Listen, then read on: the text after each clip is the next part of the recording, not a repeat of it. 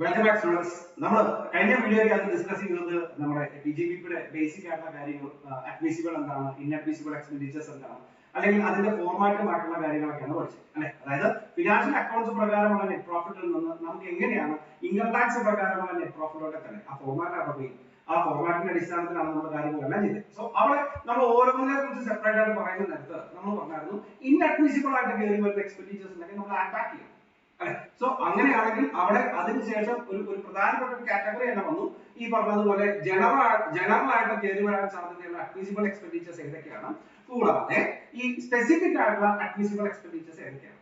Okay, എന്നിട്ടാണ് നമ്മൾ section 31 നമ്മൾ ഡിസ്കസ് ചെയ്തത് ആണല്ലോ. അതായത് നമ്മുടെ ഫിനാൻഷ്യൽ അക്കൗണ്ട്സ് പ്രകാരം നമ്മൾ ഇതുവരെ കാണാത്ത കുറെ എക്സ്പെൻഡിച്ചേഴ്സ് ഓക്കെ ഏത് പ്രകാരം ഇൻകം ടാക്സ് പ്രകാരം അഡ്മിസിബിൾ ആണ്.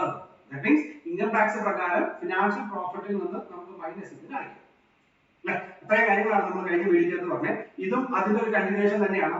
ഇനിയുള്ള ഏതൊക്കെയാണ് നമുക്ക് കയറി വരുന്ന അഡ്മിസിബിൾ ആയിട്ടുള്ള എക്സ്പെൻഡിച്ചേഴ്സ്. അതിനകത്ത് നെക്സ്റ്റ് വൺ നമ്മളോട് പഠിക്കാറുള്ളത് സൈഡ് റീസ്റ്റോറേഷൻ ഫണ്ട് ആണ്. സെക്ഷൻ 33A പ്രകാരം സൈഡ് റീസ്റ്റോറേഷൻ ഫണ്ട്. ഓക്കെ, നോക്കാം എന്താണെന്ന് നോക്കാം. Okay, applicable to all associates engaged in the business of prospecting or petroleum or natural gas. Prospecting for petroleum or natural gas, extraction or production of petroleum or natural gas both in India. Okay, അതായത് ഇന്ത്യക്കകത്ത് ഈ പറയുന്ന പോലെ പെട്രോളിയമോ natural ഗ്യാസോ extract ചെയ്യുന്ന assessees ആണെന്ന് വിചാരിക്കുക. അവർ second years കഴിയുമ്പോൾ അവരുടെ ആ പ്രോസസ്സ് തന്നെ എന്ത് ചെയ്യേണ്ടി വരും, അല്ലെങ്കിൽ അവരുടെ സൈറ്റ് തന്നെ റീസ്റ്റോർ ചെയ്യേണ്ടി വരും അല്ലെ. അങ്ങനെയല്ലേ നിങ്ങൾ ആലോചിക്കുക. അതായത് പെട്രോളിയമോ നാച്ചുറൽ ഗ്യാസോ എക്സ്ട്രാക്ട് ചെയ്യുന്ന കമ്പനീസ് ആണെങ്കിൽ ഒരു സെർട്ടൺ ഇയേഴ്സ് കഴിയുമ്പോൾ അവരുടെ സൈറ്റ് അവർക്ക് റീസ്റ്റോർ ചെയ്യേണ്ടി വരും. സോ ഇതിന് വേണ്ടിയിട്ട് ഇൻകം ടാക്സ് ഡിപ്പാർട്ട്മെന്റ് അവർക്ക് ഒരു ഇളവ് കൊടുത്തിരിക്കുകയാണ്. ദാറ്റ് മീൻസ് അവർക്ക് പ്രോഫിറ്റ് ഉണ്ടാകുന്ന വർഷങ്ങളിൽ അവരുടെ പ്രോഫിറ്റിന്റെ സെർട്ടൺ പെർസെന്റേജ് അവർക്ക് അത് മാറ്റിവെക്കാം. നമ്മൾ കഴിഞ്ഞ വീഡിയോക്കകത്ത് നബാർഡിലോട്ട് മാറ്റി വെച്ചതുപോലെ ഓക്കെ ഇവിടെയും ഒരു certain percentage profit site restoration fund എന്ന് പറഞ്ഞിട്ട് മാറ്റിവെക്കാം. അത് ഏതിന് മാത്രമേ ഉപയോഗിക്കാൻ പാടുള്ളൂ എന്ന് മാത്രം. ഈ ഭാവിയിൽ സൈറ്റ് റീസ്റ്റോർ ചെയ്യുമ്പോൾ അല്ലെങ്കിൽ അത് എന്ത് പർപ്പസിന് വേണ്ടിയിട്ടാണോ മാറ്റി വെച്ചിരിക്കുന്നത് അതിന് വേണ്ടി മാത്രമേ യൂസ് ചെയ്യാവൂ. സോ സിറ്റുവേഷൻ മനസ്സിലായല്ലോ. ഈ പറയുന്ന പെട്രോളിയമോ നാച്ചുറൽ ഗ്യാസിന്റെ എക്സ്ട്രാക്ഷൻ ചെയ്യുന്ന അസസീസ് ആണെങ്കിൽ അവർക്ക് ഉണ്ടാകുന്ന പ്രോഫിറ്റിന്റെ സെർട്ടൺ പെർസെന്റേജ് അത് എത്രയാണ്, അതിന്റെ കണ്ടീഷൻസ് ഒക്കെ നമുക്ക് നോക്കാം. സെർട്ടൺ പെർസെന്റേജ് നമുക്ക് ഈ പറയുന്ന സൈറ്റ് റീസ്റ്റോറേഷൻ ഫണ്ട് ആയിട്ട് മാറ്റി വെക്കാം. സോ അത്രയും എമൗണ്ട് നമ്മുടെ പ്രോഫിറ്റിൽ നിന്ന് നമുക്ക് അഡ്മിസിബിൾ എക്സ്പെൻഡിച്ചേഴ്സ് ആയിട്ട് മൈനസ് ചെയ്യാം. ഓക്കെ, ആ എക്സ്ട്രാക്ഷൻ നടക്കുന്നത് എവിടെയായിരിക്കണമെന്ന് മാത്രം ഇന്ത്യക്കകത്ത് നടന്നു. ഇനി അതിന്റെ കണ്ടീഷൻസ് നോക്കി. The central government has entered into an agreement with the assessee for such a business. അതായത് ആ അസസി സെൻട്രൽ ഗവൺമെന്റിന്റെ ഒരു എഗ്രിമെന്റിന്റെ അടിസ്ഥാനത്തിൽ ആയിരിക്കണം അങ്ങനെ ഒരു ബിസിനസ് ചെയ്യേണ്ടത്. And third one, the assessee must be deposit an amount with the SBI in an account maintained or in an account hereinafter referred as site restoration account opened by the assessee. അതായത് അവിടെ നബാർഡിനകത്ത് open ചെയ്തതുപോലെ തന്നെ ഇവിടെ assessee ഏത് പേരില് site restoration account എന്ന് പറഞ്ഞൊരു account open ചെയ്യും. മനസ്സിലായോ? And the next one, any amount credited in the special account or site restoration. That means ഈ അക്കൗണ്ടിനകത്തോട്ട് നമുക്ക് എന്ത് ചെയ്യാം, എമൗണ്ട് ഡെപ്പോസിറ്റ് ചെയ്യാം. And the next one, account by way of interest shall be deemed to be the deposit. Such amount must be deposited before the end of the previous year. അതായത് ആ അക്കൗണ്ടിൽ നിന്ന് അസസിക്ക് ഏതെങ്കിലും തരത്തിലുള്ള ഇൻട്രസ്റ്റ് കിട്ടുകയാണെങ്കിൽ ആ interest ഈ പറയുന്ന ഡെപ്പോസിറ്റ് അക്കൗണ്ടിൽ തന്നെ പോകും. That means അതും എന്തായിരിക്കും, അഡ്മിസിബിൾ എക്സ്പെൻഡിച്ചർ ആയിട്ട് തന്നെ ട്രീറ്റ് ചെയ്യാം. And the last one, accounts must be audited and auditor's report should be filed in form 3AD. Is required to be uploaded 1 month prior to the due date of filing return. That means എന്നാണോ return file ചെയ്യുന്നത് അതിന് ഒരു മാസം മുമ്പ് തന്നെ ഈ പറയുന്ന audit report submit ചെയ്യണം. Okay, so പറഞ്ഞത് as per section 33ABA നമ്മളോട് പറഞ്ഞ കാര്യം എന്താ, സൈറ്റ് റീസ്റ്റോറേഷൻ ഫണ്ട് ആണ്. That means ഇന്ത്യക്കകത്ത് പെട്രോളിയമോ നാച്ചുറൽ ഗ്യാസ് എക്സ്ട്രാക്ട് ചെയ്യുന്ന ബിസിനസ് ചെയ്യുന്ന അസസീസിന് അവർ ഒരു സെർട്ടൺ പെർസെന്റേജ് ഓഫ് പ്രോഫിറ്റ് ഈ പറയുന്ന സ്പെഷ്യൽ അക്കൗണ്ട് എന്ന് പറയുന്ന അക്കൗണ്ടിലോട്ട് മാറ്റി വെക്കും. ഓക്കെ, അങ്ങനെ മാറ്റി വെക്കുകയാണെങ്കിൽ അത്രയും പ്രോഫിറ്റിന് അവർ മാറ്റി വെക്കുന്ന അത്രയും പ്രോഫിറ്റിന് അവർക്ക് നമ്മൾ അല്ലെങ്കിൽ അവർക്ക് എന്ത് കൊടുക്കേണ്ട കാര്യമില്ല, ടാക്സ് കൊടുക്കേണ്ട ആവശ്യമില്ല. അവർക്ക് പ്രോഫിറ്റ് ആൻഡ് ലോസ് അക്കൗണ്ടിലെ പ്രോഫിറ്റിൽ നിന്ന് അത്രയും അങ്ങോട്ട് മൈനസ്. ഓക്കെ, ഇത് മനസ്സിലായാൽ next one amount of deduction. Amount of deduction, okay, the minimum of the following. That means അവർ ഡെപ്പോസിറ്റ് ചെയ്യുന്ന ഫുൾ എമൗണ്ടിന് വല്ല നമുക്ക് ഡിഡക്ഷൻ കിട്ടുന്നത്. ഡിഡക്ഷൻ കിട്ടുന്ന മാക്സിമം എന്ന് പറയുന്നത് 20% മാത്രം. That means okay, amount so deposited എത്രയാണ് amount deposit ചെയ്തിരിക്കുന്നത്, or the 20% of the profit of such business computed under the head PGBP before allowing deduction under this section and before adjusting brought forward business loss. മനസ്സിലായി? അതായത് ഈ sections പ്രകാരം എത്രയാണ് നമുക്ക് കിട്ടാൻ സാധ്യതയുള്ള ഡിഡക്ഷൻസ്, ആ ഡിഡക്ഷൻസ് മൈനസ് ചെയ്യാം. കൂടാതെ ഏത് കൂടെ ചെയ്യാം, ഈ നമ്മൾ ബ്രോഡ് ഫോർവേഡ് ബിസിനസ് ലോസ് ഏതെങ്കിലും അഡ്ജസ്റ്റ് ചെയ്യാൻ പോകുന്നുണ്ടെങ്കിൽ അതും ചെയ്യാം. ഓക്കെ, സോ ഇവിടെ പറഞ്ഞത് ഈ സ്പെഷ്യൽ അക്കൗണ്ടിന് മാറ്റിയ ഫുൾ എമൗണ്ട് നമുക്ക് ഡിഡക്ഷൻ ആയിട്ട് കിട്ടില്ല. എത്ര മാത്രമേ കിട്ടുന്നുള്ളൂ, ആ പ്രോഫിറ്റ് എത്രയാണോ, ഇൻകം ടാക്സ് പ്രകാരമുള്ള പ്രോഫിറ്റ് എത്രയാണോ, ഏത് അഡ്ജസ്റ്റ് ചെയ്യുന്നതിന് മുമ്പ് ഈ ട്രീറ്റ്മെന്റ് അഡ്ജസ്റ്റ് ചെയ്യുന്നതിന് മുമ്പ് കിട്ടുന്ന പ്രോഫിറ്റ് എത്രയാണോ അതും, പിന്നെ ഈ പറയുന്ന ഏതെങ്കിലും തരത്തിലുള്ള ബിസിനസ് ലോസ് ക്യാരി ഫോർവേഡ് ചെയ്തിട്ടുണ്ടെങ്കിൽ അതും അഡ്ജസ്റ്റ് ചെയ്യാൻ പാടില്ല. അതിന് മുമ്പ് കിട്ടുന്ന പ്രോഫിറ്റ് എത്രയാണോ അതിന്റെ 20% നമുക്ക് എന്ത് ചെയ്യാം, നമുക്ക് ഡിഡക്ഷൻ ആയിട്ട് ക്ലെയിം ചെയ്യാം. ഓക്കെ, ഇപ്പൊ സപ്പോസ് നെറ്റ് പ്രോഫിറ്റ് 1 ലക്ഷം രൂപയാണെന്ന് വിചാരിക്കുക, ഒരു 50,000 രൂപ ബ്രോഡ് ഫോർവേഡ് ലോസ് അഡ്ജസ്റ്റ് ചെയ്തിട്ടാണ് നമുക്ക് എന്ത് കിട്ടിയത്, 1 ലക്ഷം രൂപ ബിസിനസ് പ്രോഫിറ്റ് കിട്ടിയത്. സോ ആ 50,000 രൂപ നമ്മൾ ആഡ് ബാക്ക് ചെയ്യണം. ദാറ്റ് മീൻസ് ആ ബ്രോഡ് ഫോർവേഡ് ലോസ് നമ്മൾ ഇവിടെ അഡ്ജസ്റ്റ് ചെയ്യാൻ പാടില്ല. സോ അങ്ങനെ നമുക്ക് ഒരു 1,50,000 rupees കിട്ടും. ഓക്കെ, ആ 1,50,000ന്റെ 20% വരെ മാത്രമേ മാക്സിമം നമുക്ക് ഡെപ്പോസിറ്റ് ചെയ്യാവൂ. ഓക്കെ, അതിനകത്ത് ഒരു തിരുത്ത് എന്താണെന്ന് വെച്ചാൽ നമുക്ക് എത്ര വേണമെങ്കിലും ഡെപ്പോസിറ്റ് ചെയ്യാം. ഈ പറയുന്ന സ്പെഷ്യൽ അക്കൗണ്ടിലോട്ട് അല്ലെങ്കിൽ ഈ സൈഡ് റീസ്റ്റോറേഷൻ അക്കൗണ്ടിലോട്ട് നമുക്ക് എത്ര വേണമെങ്കിലും ഡെപ്പോസിറ്റ് ചെയ്യാം. പക്ഷേ നമുക്ക് പ്രോഫിറ്റിൽ നിന്ന് എത്ര വരെ മാത്രമേ മൈനസ് ചെയ്യാവൂ, ഈ കിട്ടുന്ന എമൗണ്ടിന്റെ, ദാറ്റ് മീൻസ് ആ പ്രോഫിറ്റിന്റെ 20% വരെ മാത്രമേ മൈനസ് ചെയ്യാവൂ. മനസ്സിലായോ? And the next one, restriction on sale of such assets. That means if any assets is acquired as per the scheme, then such assets cannot be sold or transferred within 8 years. Within 8 years from the end of the previous year in which it was acquired. And if such asset is sold or otherwise transferred, then such a part of the cost of asset as relatable to the deduction allowed shall be treated as taxable profit under GBP in the year in which the asset is transferred. Situation മനസ്സിലായോ? എങ്ങനെയായിരുന്നു നമ്മുടെ കഴിഞ്ഞ വീഡിയോയ്ക്കകത്ത് പറഞ്ഞിരിക്കുന്ന അതേ example തന്നെയാണ്. അതായത് ഈ പറഞ്ഞ സൈഡ് റീസ്റ്റോറേഷൻ ഫണ്ടിനകത്ത് കിടക്കുന്ന ഹ്യൂജ് എമൗണ്ട് എടുത്തിട്ട് നമുക്ക് ഓൾറെഡി അത് ഡിഡക്ഷൻ കിട്ടിയതാണ് അല്ലെ. സോ ആ ഹ്യൂജ് എമൗണ്ട് എടുത്തിട്ട് ഈ സൈറ്റ് റീസ്റ്റോറേഷന് വേണ്ടിയിട്ടുള്ള ഏതെങ്കിലും ഒരു അസറ്റ് പർച്ചേസ് ചെയ്യും. അങ്ങനെ പർച്ചേസ് ചെയ്യുന്നത് ഒരു കുഴപ്പമില്ല. കാരണം എന്താ, അവിടെ പറഞ്ഞതുപോലെ തന്നെ ഈ സൈറ്റ് റീസ്റ്റോറേഷൻ ഫണ്ടിൽ കിടക്കുന്ന എമൗണ്ട് എടുത്തിട്ട് ഏത് മാത്രമേ ചെയ്യാവൂ, ഈ പറയുന്ന സൈറ്റ് റീസ്റ്റോറേഷന് വേണ്ടി മാത്രമേ യൂസ് ചെയ്യാവൂ. സോ അങ്ങനെ സൈറ്റ് റീസ്റ്റോറേഷന്റെ ഭാഗമായിട്ട് നമുക്ക് യൂസ് ചെയ്യുവാണെങ്കിൽ അതിന് പിന്നെ ടാക്സ് ലയബിലിറ്റി ഇല്ല. പക്ഷെ നേരെ തിരിച്ച് നമ്മളിപ്പോ ഒരു അസറ്റ് വാങ്ങിക്കുന്നു, അസറ്റ് വാങ്ങിച്ച അടുത്ത വർഷം തന്നെ അത് സെയിൽ ചെയ്യണമെന്ന് വിചാരിക്കാം. അങ്ങനെയാണെങ്കിൽ നമുക്ക് എത്ര എമൗണ്ട് ആണോ ഡിഡക്ഷൻ കിട്ടിയത് ആ ഫുൾ എമൗണ്ട് നമുക്ക് എന്ത് ചെയ്യേണ്ടി വരും, ടാക്സ് കൊടുക്കേണ്ടി വരും. ദാറ്റ് മീൻസ് നിങ്ങൾ വാങ്ങിക്കുന്ന പുതിയ അസറ്റ് മിനിമം എന്ത് ചെയ്യണം, 8 വർഷമെങ്കിലും നമ്മൾ എന്ത് ചെയ്യണം, സെയിൽ ചെയ്യാതെ പ്രിസർവ് ചെയ്ത് എടുത്തു. ഓക്കെ, സോ പറഞ്ഞ കാര്യങ്ങൾ സൈഡ് റീസ്റ്റോറേഷൻ ഫണ്ടാണ്. ഈ പറയുന്ന പെട്രോളിയമോ നാച്ചുറൽ ഗ്യാസോ എക്സ്ട്രാക്ട് ചെയ്യുന്ന ഇന്ത്യക്കകത്ത് എക്സ്ട്രാക്ട് ചെയ്യുന്ന ഒരു അസസിക്ക് ഈ പറയുന്ന SBIയോ അല്ലെങ്കിൽ ഒരു സ്പെഷ്യൽ അക്കൗണ്ട് ആയിട്ട് സൈഡ് റീസ്റ്റോറേഷൻ അക്കൗണ്ട് എന്ന് പറഞ്ഞ അക്കൗണ്ട് ഓപ്പൺ ചെയ്ത് അതിലോട്ട് എമൗണ്ട് മാറ്റി വെക്കാം. എത്ര വരെ, ആ പ്രോഫിറ്റിന്റെ 20% വരെ മാറ്റി വെക്കാം. ഓക്കെ, മാക്സിമം 20% വരെ മാറ്റി വെക്കാം. കൂടുതൽ മാറ്റി വെച്ചാലും കുഴപ്പമില്ല, പക്ഷെ 20% വരെ മാത്രമേ നമുക്ക് എന്ത് കിട്ടുള്ളൂ, ഡിഡക്ഷൻ കിട്ടും. ഇനി പറയുന്നത് അങ്ങനെ ആ എമൗണ്ട് എടുത്തിട്ട് നിങ്ങൾ ഏതെങ്കിലും തരത്തിലുള്ള ക്യാപിറ്റൽ അസറ്റ് ആണ് വാങ്ങിക്കുന്നതെങ്കിൽ തീർച്ചയായിട്ടും ആ ക്യാപിറ്റൽ അസറ്റ് നിങ്ങൾ എത്ര വർഷം, 8 വർഷം വരെ മെയിൻറ്റെയിൻ ചെയ്യും.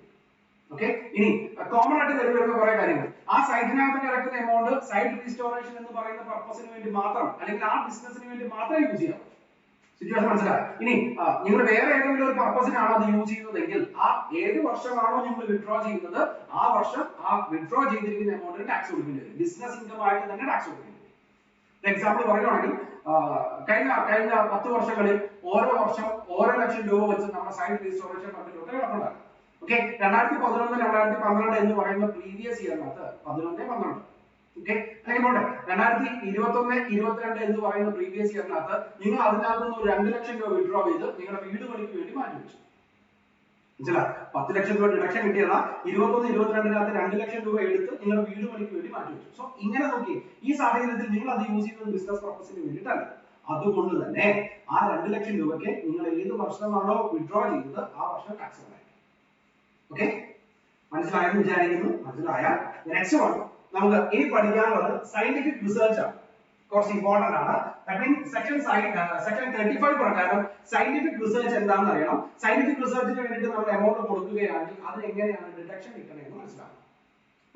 നമുക്ക് ആദ്യം സയന്റിഫിക് റിസർച്ച് എന്താണെന്ന് നോക്കാം. The scientific research means any activity for the extension of knowledge in the field of natural or applied science including agriculture, animal husbandry or fisheries. അതായത് ഈ പറഞ്ഞതുപോലെ അഗ്രികൾച്ചറിനോ അനിമൽ ഹസ്ബൻഡറിക്കോ അല്ലെങ്കിൽ ഫിഷറീസിനോ വേണ്ടിയിട്ട് അല്ലെങ്കിൽ അതിന്റെ നോളേജ് കൂട്ടാൻ വേണ്ടിയിട്ട് ഏതെങ്കിലും തരത്തിലുള്ള റിസർച്ച് നടത്തുകയാണെങ്കിൽ അല്ലെങ്കിൽ ഏതെങ്കിലും തരത്തിലുള്ള പ്രോസസ്സുകൾ നടത്തുകയാണെങ്കിൽ അതിനാണ് നമ്മൾ എന്തെന്ന് പറയുന്നത് സയന്റിഫിക് റിസർച്ച് എന്ന് പറയുന്നത്. സോ ഒരു നോർമലി ഒരു ബിസിനസ് നടത്തുന്ന ആളും സയന്റിഫിക് റിസർച്ച് നമ്മൾ എന്താ പറയുന്നത്? നിങ്ങൾ ആലോചിച്ചു, നിങ്ങൾ ഒരു എഡ്യൂക്കേഷൻ ഇൻസ്റ്റിറ്റ്യൂട്ട് നടത്തണം അല്ലെങ്കിൽ നിങ്ങളുടെ നാട്ടിൽ ഒരു മാർക്കറ്റ് നടത്തണം. ഓക്കെ, നിങ്ങളും സയന്റിഫിക് റിസർച്ച് നമ്മൾ എന്താ പറയുന്നത്? അത് എന്തിനാണ് ഇവിടെ കൊണ്ടുവരുന്നത്? അതൊരു പ്രസക്തമായിട്ടുള്ള ഒരു ചോദ്യമാണ് അല്ലെ? എല്ലാവർക്കും അത് ബാധകമാണോ? ഇപ്പൊ കഴിഞ്ഞതിനകത്ത് നമ്മൾ പറഞ്ഞത് ഏതാ സൈറ്റ് റീസ്റ്റോർ ചെയ്യുന്നവർക്ക് മാത്രമാണ് അത് ബാധകം. അതേപോലെ ഓരോ കേസിനകത്ത് സ്പെസിഫിക് ആയിട്ട് തന്നെയാണ് പറയുന്നത്. മനസ്സിലായി? ഇനി ഇവിടെ രണ്ട് തരത്തിലാണ് സയന്റിഫിക് റിസർച്ച് എന്ന് പറയുന്ന കാര്യം പറയുന്നത്. നോക്കി, such research can be categorized either as the first one, in-house research, that means research done by the assessee himself in connection with his business. അതായത് ഈ പറഞ്ഞ അഗ്രികൾച്ചറിനോ അനിമൽ ഹസ്ബൻഡറിക്കോ ഫിഷറീസിനോ വേണ്ടിയിട്ട് in-house research എന്ന് പറയുന്ന സാധനം ആര് തന്നെയാണ് നടത്തുന്നത്? അസസി തന്നെയാണ് നടത്തുന്നത്. അസസിന്റെ ബിസിനസ്സുമായിട്ട് റിലേറ്റ് ചെയ്ത എന്തെങ്കിലും ഒരു കാര്യത്തിന് വേണ്ടിയിട്ടാണ് അങ്ങനെ ഒരു റിസർച്ച് നടത്തുന്നത്. That's called in-house research. And second one, research through outside institutions. അതായത് റിസർച്ച് നടത്തുന്നത് outside institutions. That means any sum paid to outside agencies in scientific research to be used for scientific research. That means നമ്മൾ donation ആയിട്ടായിരുന്നു കൊടുക്കുന്നത്, അല്ലെങ്കിൽ വേറെ ഏതെങ്കിലും ഒരു ഇൻസ്റ്റിറ്റ്യൂട്ടിന് ഈ പറയുന്നത് പോലെ അത് ചെയ്യുന്ന ഏതെങ്കിലും ഇൻസ്റ്റിറ്റ്യൂട്ടിന് സയന്റിഫിക് റിസർച്ചിന് വേണ്ടിയിട്ട് പൈസ കൊടുക്കും. Okay, so agricultural, animal husbandries and fisheries ഇതിനകത്ത് അവരുടെ നോളേജ് വർദ്ധിപ്പിക്കാൻ അല്ലെങ്കിൽ ഏതെങ്കിലും തരത്തിലുള്ള റിസർച്ച് നടത്തുന്നതിനാണ് നമ്മൾ എന്തെന്ന് പറയുന്നത്? സയന്റിഫിക് റിസർച്ച് എന്ന് പറയുന്നത്. നമ്പർ 1, ആ സയന്റിഫിക് റിസർച്ച് രണ്ട് രീതിയിലാണ്. ഒന്ന് ഇൻ ഹൗസ്, അതായത് അസസി ഹിംസെൽഫ് തന്നെ അത് ചെയ്യുന്നു, ഇൻ ഹൗസ് റിസർച്ച് എന്ന് പറയും. And the second one, assessee വേറെ ആർക്കെങ്കിലും വേറെ ഏതെങ്കിലും ഇൻസ്റ്റിറ്റ്യൂട്ട്സിന് കോൺട്രിബ്യൂട്ട് ചെയ്യും. ഓക്കെ, ഇത് രണ്ട് ചെയ്താലും നമുക്ക് എങ്ങനെയാണ് ഡിഡക്ഷൻ കിട്ടുന്നത്? Next one, okay, in-house research രണ്ട് രീതിയിൽ തന്നെ നമുക്ക് നോക്കാം. in-house research അതായത് അസസിന്റെ ആവശ്യത്തിന് വേണ്ടിയിട്ടാണ് റിസർച്ച് ചെയ്യുന്നത്, അസസിന്റെ ബിസിനസിന് വേണ്ടിയിട്ടാണ് റിസർച്ച് ചെയ്യുന്നത്. അങ്ങനെ വരുന്ന നേരത്ത് the first one, revenue expenditure. revenue expenditure നെ നമുക്ക് രണ്ടായിട്ട് ക്ലാസിഫൈ ചെയ്യാം. the first one is called after commencement and before commencement. Okay, ഇപ്പൊ ഒരു എക്സാമ്പിൾ പറയുവാണെങ്കിൽ നിങ്ങൾ 1st April 2021 2021 നിങ്ങൾ ബിസിനസ് സ്റ്റാർട്ട് ചെയ്യുന്നത്. മനസ്സിലായി? നിങ്ങൾക്ക് ഈ സയന്റിഫിക് റിസർച്ചിന് വേണ്ടിയിട്ട് നിങ്ങൾക്ക് ഒരു 50,000 rupees ചെലവായി എന്ന് വിചാരിക്കുക. സയന്റിഫിക് റിസർച്ചിന് വേണ്ടിയിട്ട് 50,000 rupees ചെലവായി. നമ്മളിവിടെ പഠിക്കുന്നത് ഇൻ ഹൗസ് ആണ്. ദാറ്റ് മീൻസ് നിങ്ങളുടെ ബിസിനസ്സുമായിട്ട് റിലേറ്റ് ചെയ്തിട്ടാണ് നിങ്ങൾ റിസർച്ച് നടത്തുന്നത്. അങ്ങനെ വരികയാണെങ്കിൽ okay, expenses are allowed as deduction in the year in which such expenditures incurred by the assessee. So ഇവിടെ 2021-22 50,000 രൂപ ചെലവാക്കിയിട്ടുള്ളതെങ്കിൽ ആ 2021-22 P&L അക്കൗണ്ട് പ്രിപ്പയർ ചെയ്യുന്ന നേരത്ത് അസസിക്ക് ആ ഫുൾ എമൗണ്ട് ആ 50,000 രൂപയിലെ എന്തായിട്ട് ട്രീറ്റ് ചെയ്യാം? നമ്മുടെ എക്സ്പെൻഡിച്ചർ ആയിട്ട് ട്രീറ്റ് ചെയ്യാം, അഡ്മിസിബിൾ എക്സ്പെൻഡിച്ചർ ആയിട്ട് ട്രീറ്റ് ചെയ്യാം. And second category before commencement, അതായത് 1/4/2021 നമ്മൾ ബിസിനസ് തുടങ്ങിയിരിക്കുന്നത്. പക്ഷേ ഈ 50,000 rupees ചെലവായിരിക്കുന്നത് അതിന് മുമ്പാണ്.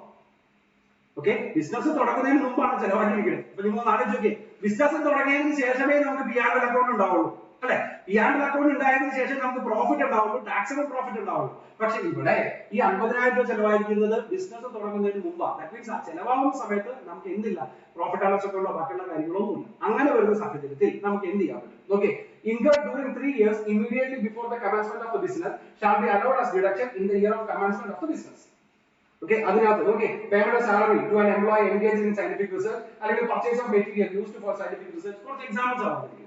അതായത് പറയുന്ന കാര്യം, എന്നാണോ നിങ്ങൾ ബിസിനസ് സ്റ്റാർട്ട് ചെയ്യുന്നത് ആ ബിസിനസ് സ്റ്റാർട്ട് ചെയ്യുന്നതിന് 3 വർഷം മുമ്പ് ഏതെങ്കിലും തരത്തിലുള്ള സയന്റിഫിക് റിസർച്ച് നിങ്ങൾക്ക് അല്ലെങ്കിൽ സയന്റിഫിക് റിസർച്ചുമായിട്ടുള്ള രീതിയിൽ നിങ്ങൾക്ക് എക്സ്പെൻഡിച്ചർ ഉണ്ടായിട്ടുണ്ടെങ്കിൽ അത് എപ്പോൾ ചെയ്യാം?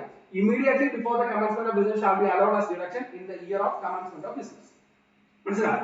ഏത് വർഷം എപ്പോഴാണോ നിങ്ങൾ ബിസിനസ് സ്റ്റാർട്ട് ചെയ്യുന്നത്? ഇവിടെ 1/4/2021 സ്റ്റാർട്ട് ചെയ്യുന്നത്. സോ ആ വർഷം നിങ്ങൾക്ക് അത് എന്തായിട്ട് ട്രീറ്റ് ചെയ്യാം? അഡ്മിസിബിൾ എക്സ്പെൻഡിച്ചർ ആയിട്ട് ട്രീറ്റ് ചെയ്യാം. ഓക്കെ, സോ സയന്റിഫിക് റിസർച്ച് എന്താണെന്ന് മനസ്സിലാക്കാം. അസസിക്ക് വേണ്ടി ചെയ്യുന്നതിനാണ് നമ്മൾ ഇൻഹൗസ് എന്ന് പറയുന്നത്. ആ ഇൻഹൗസിനകത്ത് റവന്യൂ നാച്ചുറൽ എക്സ്പെൻഡിച്ചേഴ്സിനെ കുറിച്ചാണ് പറയുന്നത്. ക്യാപിറ്റൽ അല്ല, അസറ്റ് വാങ്ങിക്കുകയോ അല്ലെങ്കിൽ വേറെ ഹ്യൂജ് എമൗണ്ട് ഓഫ് എക്സ്പെൻഡിച്ചേഴ്സിനെ കുറിച്ചല്ല പറയുന്നത്. Revenue natural expenditure. So after commencement business തുടങ്ങിയതിനു ശേഷമാണെങ്കിൽ ഉണ്ടായിരിക്കുന്ന റവന്യൂ എക്സ്പെൻഡിച്ചേഴ്സിനെ ഫുൾ ആയിട്ട് നമുക്ക് അഡ്മിസിബിൾ എക്സ്പെൻഡിച്ചർ ആയിട്ട് ചേർക്കും, ഈ പറയുന്ന 50,000 rupees പോലെ. ആൻഡ് സെക്കൻഡ് കാറ്റഗറി എന്ന് പറയുന്നത് ബിഫോർ കമൻസ്മെന്റ്. ഓക്കെ, 1/4/2021 ബിസിനസ് തുടങ്ങാൻ ഉദ്ദേശിക്കുന്ന എനിക്ക് ഇതിന് തൊട്ട് മുമ്പ് വരുന്ന 3 വർഷങ്ങളിൽ ഉണ്ടായിരിക്കുന്ന സയന്റിഫിക് റിസർച്ചിന്റെ റവന്യൂ നാച്ചുറൽ എക്സ്പെൻഡിച്ചേഴ്സ് ഫുൾ ആയിട്ട് എപ്പോൾ ചെയ്യാം? ഈ പറഞ്ഞ 1/4/2021. ദാറ്റ് മീൻസ് എപ്പോഴാണോ ബിസിനസ് സ്റ്റാർട്ട് ചെയ്യുന്നത് ആ ടൈമിൽ ചെയ്യാം. മനസ്സിലായോ? ഇനി ഇത് തന്നെ സെക്കൻഡ് കാറ്റഗറി എന്ന് പറയുന്നത് ക്യാപിറ്റൽ എക്സ്പെൻഡിച്ചർ ആണ്. ദാറ്റ് മീൻസ് സയന്റിഫിക് റിസർച്ചുമായിട്ട് ബന്ധപ്പെടുത്തി വരുന്നത് ക്യാപിറ്റൽ എക്സ്പെൻഡിച്ചർ. അതിനകത്ത് ഈ പറയുന്നത് പോലെ after commencement that means 100% deduction shall be allowed for such capital expenditure. അതായത് ഇപ്പൊ നിങ്ങൾ അതിനു വേണ്ടിയിട്ട് ഏതെങ്കിലും തരത്തിലുള്ള അസറ്റ് വാങ്ങിച്ചെന്ന് വിചാരിക്കുക, ഏതാണ് സയന്റിഫിക് റിസർച്ചിന് വേണ്ടിയിട്ട് ഏതെങ്കിലും തരത്തിലുള്ള അസറ്റ് വാങ്ങിച്ചെന്ന് വിചാരിക്കുക, അത് തീർച്ചയായിട്ടും ക്യാപിറ്റൽ എക്സ്പെൻഡിച്ചർ ആണ്, അല്ലെ? സോ ആഫ്റ്റർ കമൻസ്മെന്റ് ആണ് നിങ്ങൾക്ക് അങ്ങനെ ഒരു ക്യാപിറ്റൽ എക്സ്പെൻഡിച്ചർ ഉണ്ടായിട്ടുള്ളത്. ഇവിടെ നോക്കി 100%, ദാറ്റ് മീൻസ് ആ സയന്റിഫിക് റിസർച്ചിനെ അത്രയും ഗവൺമെന്റ് ബൂസ്റ്റ് ചെയ്യുന്നുണ്ട്. അതിനു വേണ്ടിയിട്ടാണ് അവർ അങ്ങനെ ഒരു കാര്യം പറയുന്നത്. നിങ്ങൾ ക്യാപിറ്റൽ എക്സ്പെൻഡിച്ചർ ആണെങ്കിൽ പോലും നമ്മൾ തുടക്കത്തിൽ PGBയുടെ ഫസ്റ്റ് നമ്മൾ ഒരു കാര്യം പറയാനുണ്ട്, റവന്യൂ നാച്ചുറൽ ഐറ്റംസ് മാത്രമേ നമുക്ക് എന്ത് ചെയ്യാൻ പറ്റുള്ളൂ, അഡ്മിസിബിൾ എക്സ്പെൻഡിച്ചർ ആയിട്ട് വിളിക്കാൻ പറ്റുള്ളൂ. പക്ഷേ പ്രൊവിഷൻസ് പ്രകാരം ഏതെങ്കിലും തരത്തിലുള്ള ക്യാപിറ്റൽ എക്സ്പെൻഡിച്ചേഴ്സ് പറയുകയാണെങ്കിൽ അത് നമുക്ക് മൈനസ് ചെയ്യാം. സോ ഇനി അതും ഇതും കൂടെ ഒന്ന് റിലേറ്റ് ചെയ്ത് ആലോചിച്ച് ഇവിടെ സയന്റിഫിക് റിസർച്ചിന് വേണ്ടിയിട്ട് നമുക്ക് ഉണ്ടാവുന്നത് ക്യാപിറ്റൽ നാച്ചുറൽ എക്സ്പെൻഡിച്ചേഴ്സ് ആണ്. പക്ഷെ അതുപോലും നമുക്ക് എന്തായിട്ട് ട്രീറ്റ് ചെയ്യാം, അഡ്മിസിബിൾ ആയിട്ട് ട്രീറ്റ് ചെയ്യാം. മനസ്സിലായോ? Okay. In the year in which the expenditure is so incurred, ഏത് വർഷമാണോ അത് എക്സ്പെൻഡിച്ചർ ഉണ്ടാവുന്നത് ആ വർഷം ചെയ്യും. സിറ്റുവേഷൻ മനസ്സിലായി? ഈ പറഞ്ഞതുപോലെ നമ്മൾ എക്സാമ്പിൾ പറയുകയാണെങ്കിൽ നോക്കി 1/4/2021 നിങ്ങൾ ബിസിനസ് തുടങ്ങിയതിനു ശേഷം സയന്റിഫിക് റിസർച്ചിന്റെ പർപ്പസിന് വേണ്ടിയിട്ട് നമ്മൾ ഒരു 50 ലക്ഷത്തിന്റെ ക്യാപിറ്റൽ അസറ്റ് വാങ്ങിച്ചു. നിങ്ങൾ എത്ര രൂപ വേണമെങ്കിലും വാങ്ങിച്ചു.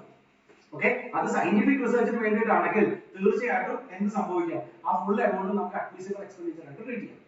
കേട്ടോ? അപ്പൊ സ്ഥിരമായിട്ട് വരുന്ന ഒരു ക്വസ്റ്റ്യൻ ഉണ്ട്, അത്രയും കൂടെ പ്രോഫിറ്റ് ഉണ്ടാവാനുള്ള സാധ്യതയില്ലല്ലോ, ഉണ്ടോ?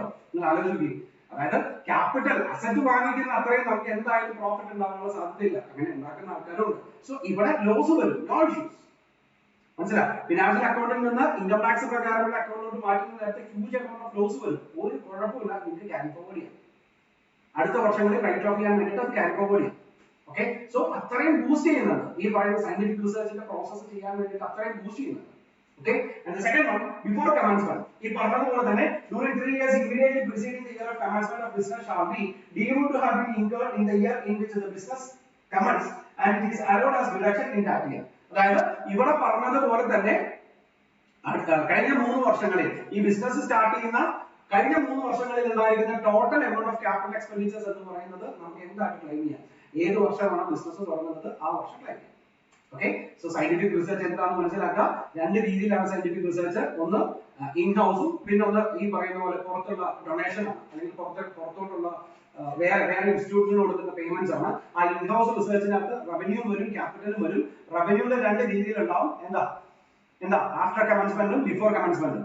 ഇനി ക്യാപിറ്റലിനകത്തും ആഫ്റ്റർ കമൻസ്മെന്റും ബിഫോർ കമൻസ്മെന്റും ഉണ്ടാവും. രണ്ടിന്റെ ട്രീറ്റ്മെന്റ് ഒന്ന് തന്നെയാണ്. ദാറ്റ് മീൻസ് ആഫ്റ്റർ കമൻസ്മെന്റ് ആണെങ്കിൽ ആ ഫുൾ എമൗണ്ട് ഓഫ് നമുക്ക് ഡിഡക്ഷൻ ക്ലെയിം ചെയ്യാൻ പറ്റും. ബിഫോർ കമൻസ്മെന്റ് ആണെങ്കിൽ തുടങ്ങുന്നതിന് 3 വർഷത്തെ ടോട്ടൽ എക്സ്പെൻസിനെ ഏത് വർഷമാണോ തുടങ്ങുന്നത് ആ വർഷത്തിലോട്ട് നമുക്ക് ചേർക്കാം. മനസ്സിലായോ? Okay, and second one, next one ഏതാ, റിസർച്ച് ത്രൂ ഔട്ട്സൈഡ് ഇൻസ്റ്റിറ്റ്യൂട്ട്സ്. അതായത് നമ്മൾ റിസർച്ചിന് വേണ്ടിയിട്ട് നമുക്ക് എക്സ്പെൻസ് ഉണ്ടാവുന്നത് അല്ലെങ്കിൽ നമ്മൾ റിസർച്ച് ചെയ്യുന്നത് വേറെ ഇൻസ്റ്റിറ്റ്യൂട്ട്സ് വഴിയാണ്. ഓക്കെ, അങ്ങനെ വരുന്ന സാഹചര്യത്തിൽ okay deduction at the rate of 100% shall be allowed in respect of expenditure on research through the following outside institutions. അതായത് ഇനി പറയാൻ പോകുന്ന ഔട്ട്സൈഡ് ഇൻസ്റ്റിറ്റ്യൂഷൻസ് മുഖേന നിങ്ങൾ അല്ലെങ്കിൽ അവർക്ക് ഈ റിസർച്ച് നടത്താൻ വേണ്ടിയിട്ട് ഏതെങ്കിലും തരത്തിലുള്ള പേയ്മെന്റ് കൊടുത്തിട്ടുണ്ടെങ്കിൽ ആ പേയ്മെന്റ് 100% ഡിഡക്ഷൻ ആണ്. മനസ്സിലായോ? ഒരു 50,000 60,000 ഈ പറയുന്ന റിസർച്ചിന് വേണ്ടി നിങ്ങൾ കൊടുത്തിട്ടുണ്ടെങ്കിൽ ഉറപ്പായിട്ടും ആ കൊടുത്ത എമൗണ്ട് ഫുള്ളും അഡ്മിസിബിൾ ആണ്. നിങ്ങൾക്ക് ഏതിൽ നിന്ന് മൈനസ് ചെയ്യാം, നിങ്ങളുടെ PNL അക്കൗണ്ടിൽ നിന്ന് മൈനസ് ചെയ്യാം. ഓക്കെ, സിറ്റുവേഷൻ മനസ്സിലായി കാണുമെന്ന് വിചാരിക്കുന്നു. ഓക്കെ, ഇനി അത് ഏതൊക്കെയാണ് നോക്കാം. Any payment to national laboratory or union or a university or Indian Institute of Technology. Okay, and the next one, any payment made to a notified research association or approved university, college or other institutions, and any payment made to notified research association, universities, colleges and other institutions, and any payment to an approved Indian company, ഏത് ചെയ്യുന്ന main object to whom is scientific research and development. അതായത് ഈ പറയുന്ന പോലെ അവരുടെ main business എന്ന് പറയുന്നത് ഏത് തന്നെയാണ്, ഈ പറഞ്ഞ സയന്റിഫിക് റിസർച്ചോ ബാക്കിയുള്ള കാര്യങ്ങളാണ്. സോ ഇങ്ങനെ ഏതെങ്കിലും ഒരു ഔട്ട്സൈഡ് ഇൻസ്റ്റിറ്റ്യൂട്ട്സിനാണ് ഇത് കൊടുക്കുന്നതെങ്കിൽ ആ കൊടുക്കുന്ന ഫുൾ പേയ്മെന്റ് നമുക്ക് എന്തായിട്ട് ക്ലെയിം ചെയ്യാൻ പറ്റും, ഈ ഫുൾ എമൗണ്ടും ഡിഡക്ഷൻ ആയിട്ട് ക്ലെയിം ചെയ്യാൻ പറ്റും. ഓക്കെ, ഇതിനകത്ത് കൂടെ നിങ്ങൾ ശ്രദ്ധിക്കേണ്ട ഒരു കാര്യം, ക്യാപിറ്റൽ നാച്ചുറൽ എക്സ്പെൻഡിച്ചേഴ്സ് ആണെങ്കിൽ പോലും, അല്ലെ, ക്യാപിറ്റൽ നാച്ചുറൽ എക്സ്പെൻഡിച്ചേഴ്സ് ആണെങ്കിൽ പോലും സയന്റിഫിക് റിസർച്ചുമായിട്ട് ബന്ധപ്പെടുകയാണെങ്കിൽ ഫുൾ എമൗണ്ട് നമുക്ക് ഡിഡക്ഷൻ ആയിട്ട് ക്ലെയിം ചെയ്യാം. മനസ്സിലായോ? അതായത് 60,000 രൂപ 70,000 രൂപ പ്രോഫിറ്റ് മാത്രം വരുന്ന കമ്പനിക്ക് വേണമെങ്കിൽ സയന്റിഫിക് റിസർച്ചിന് വേണ്ടിയിട്ട് 2 കോടിക്കോ 3 കോടി രൂപയുടെ എന്ത് വാങ്ങിക്കാം? ക്യാപിറ്റൽ അസറ്റ് വാങ്ങിക്കാം. ആ വാങ്ങിക്കുന്ന ക്യാപിറ്റൽ അസറ്റിനെ തീർച്ചയായിട്ടും നമുക്ക് എക്സ്പെൻഡിച്ചർ ആയിട്ട് ചാർജ് ചെയ്യാം. So huge amount of loss വരും, ഒരു കുഴപ്പമില്ല. മനസ്സിലായോ? ആ ലോസിനെ നമുക്ക് ക്യാരി ഫോർവേഡ് ചെയ്യാൻ മാത്രം ഒരു കുഴപ്പമില്ല. ഓക്കെ, അത് ട്രീറ്റ്മെന്റ് അല്ലെങ്കിൽ അത് ശ്രദ്ധിക്കണം എന്ന് പറയാനുള്ള കാരണം അതുമായിട്ട് ബന്ധപ്പെടുത്തിയിട്ടാണ് നമുക്ക് അടുത്ത ട്രീറ്റ്മെന്റ് പറയുന്നത്. Next one. Okay, withdrawal of approval. That means deduction shall not be denied merely on the ground that the subsequent to the payment made by the assessee, the approval granted to the association, university, IIT, etc. has been withdrawn. That means നമ്മൾ already ഈ പറയുന്ന ആർക്കെങ്കിലും നമ്മൾ payment കൊടുത്തു, അല്ലെങ്കിൽ അവർക്ക് ഒരു affiliation ഉണ്ട് എന്നുള്ള രീതിയിലാണ് നമുക്ക് അവർക്ക് പേയ്മെന്റ് കൊടുത്ത് അവരുടെ കാര്യങ്ങളൊക്കെ ചെയ്യണം. ഭാവിയിൽ അത് വിഡ്രോ ചെയ്താൽ പോലും, ദാറ്റ് മീൻസ് അവരുടെ അഫിലിയേഷൻസ് ഒക്കെ വിഡ്രോ ചെയ്താൽ പോലും നമ്മുടെ പേയ്മെന്റ് എന്ത് ചെയ്യേണ്ട കാര്യമില്ല, തിരിച്ച് ചാർജബിൾ ആണെന്ന് പറയുന്ന കാര്യമില്ല. ഓക്കെ, കണ്ടോ? Deduction shall not be denied. എന്തില്ല, ഡിഡക്ഷൻ നിരസിക്കില്ല, നമുക്ക് ഡിഡക്ഷൻ ക്ലെയിം ചെയ്യുന്നത് അങ്ങനെ തന്നെ ഇരിക്കും.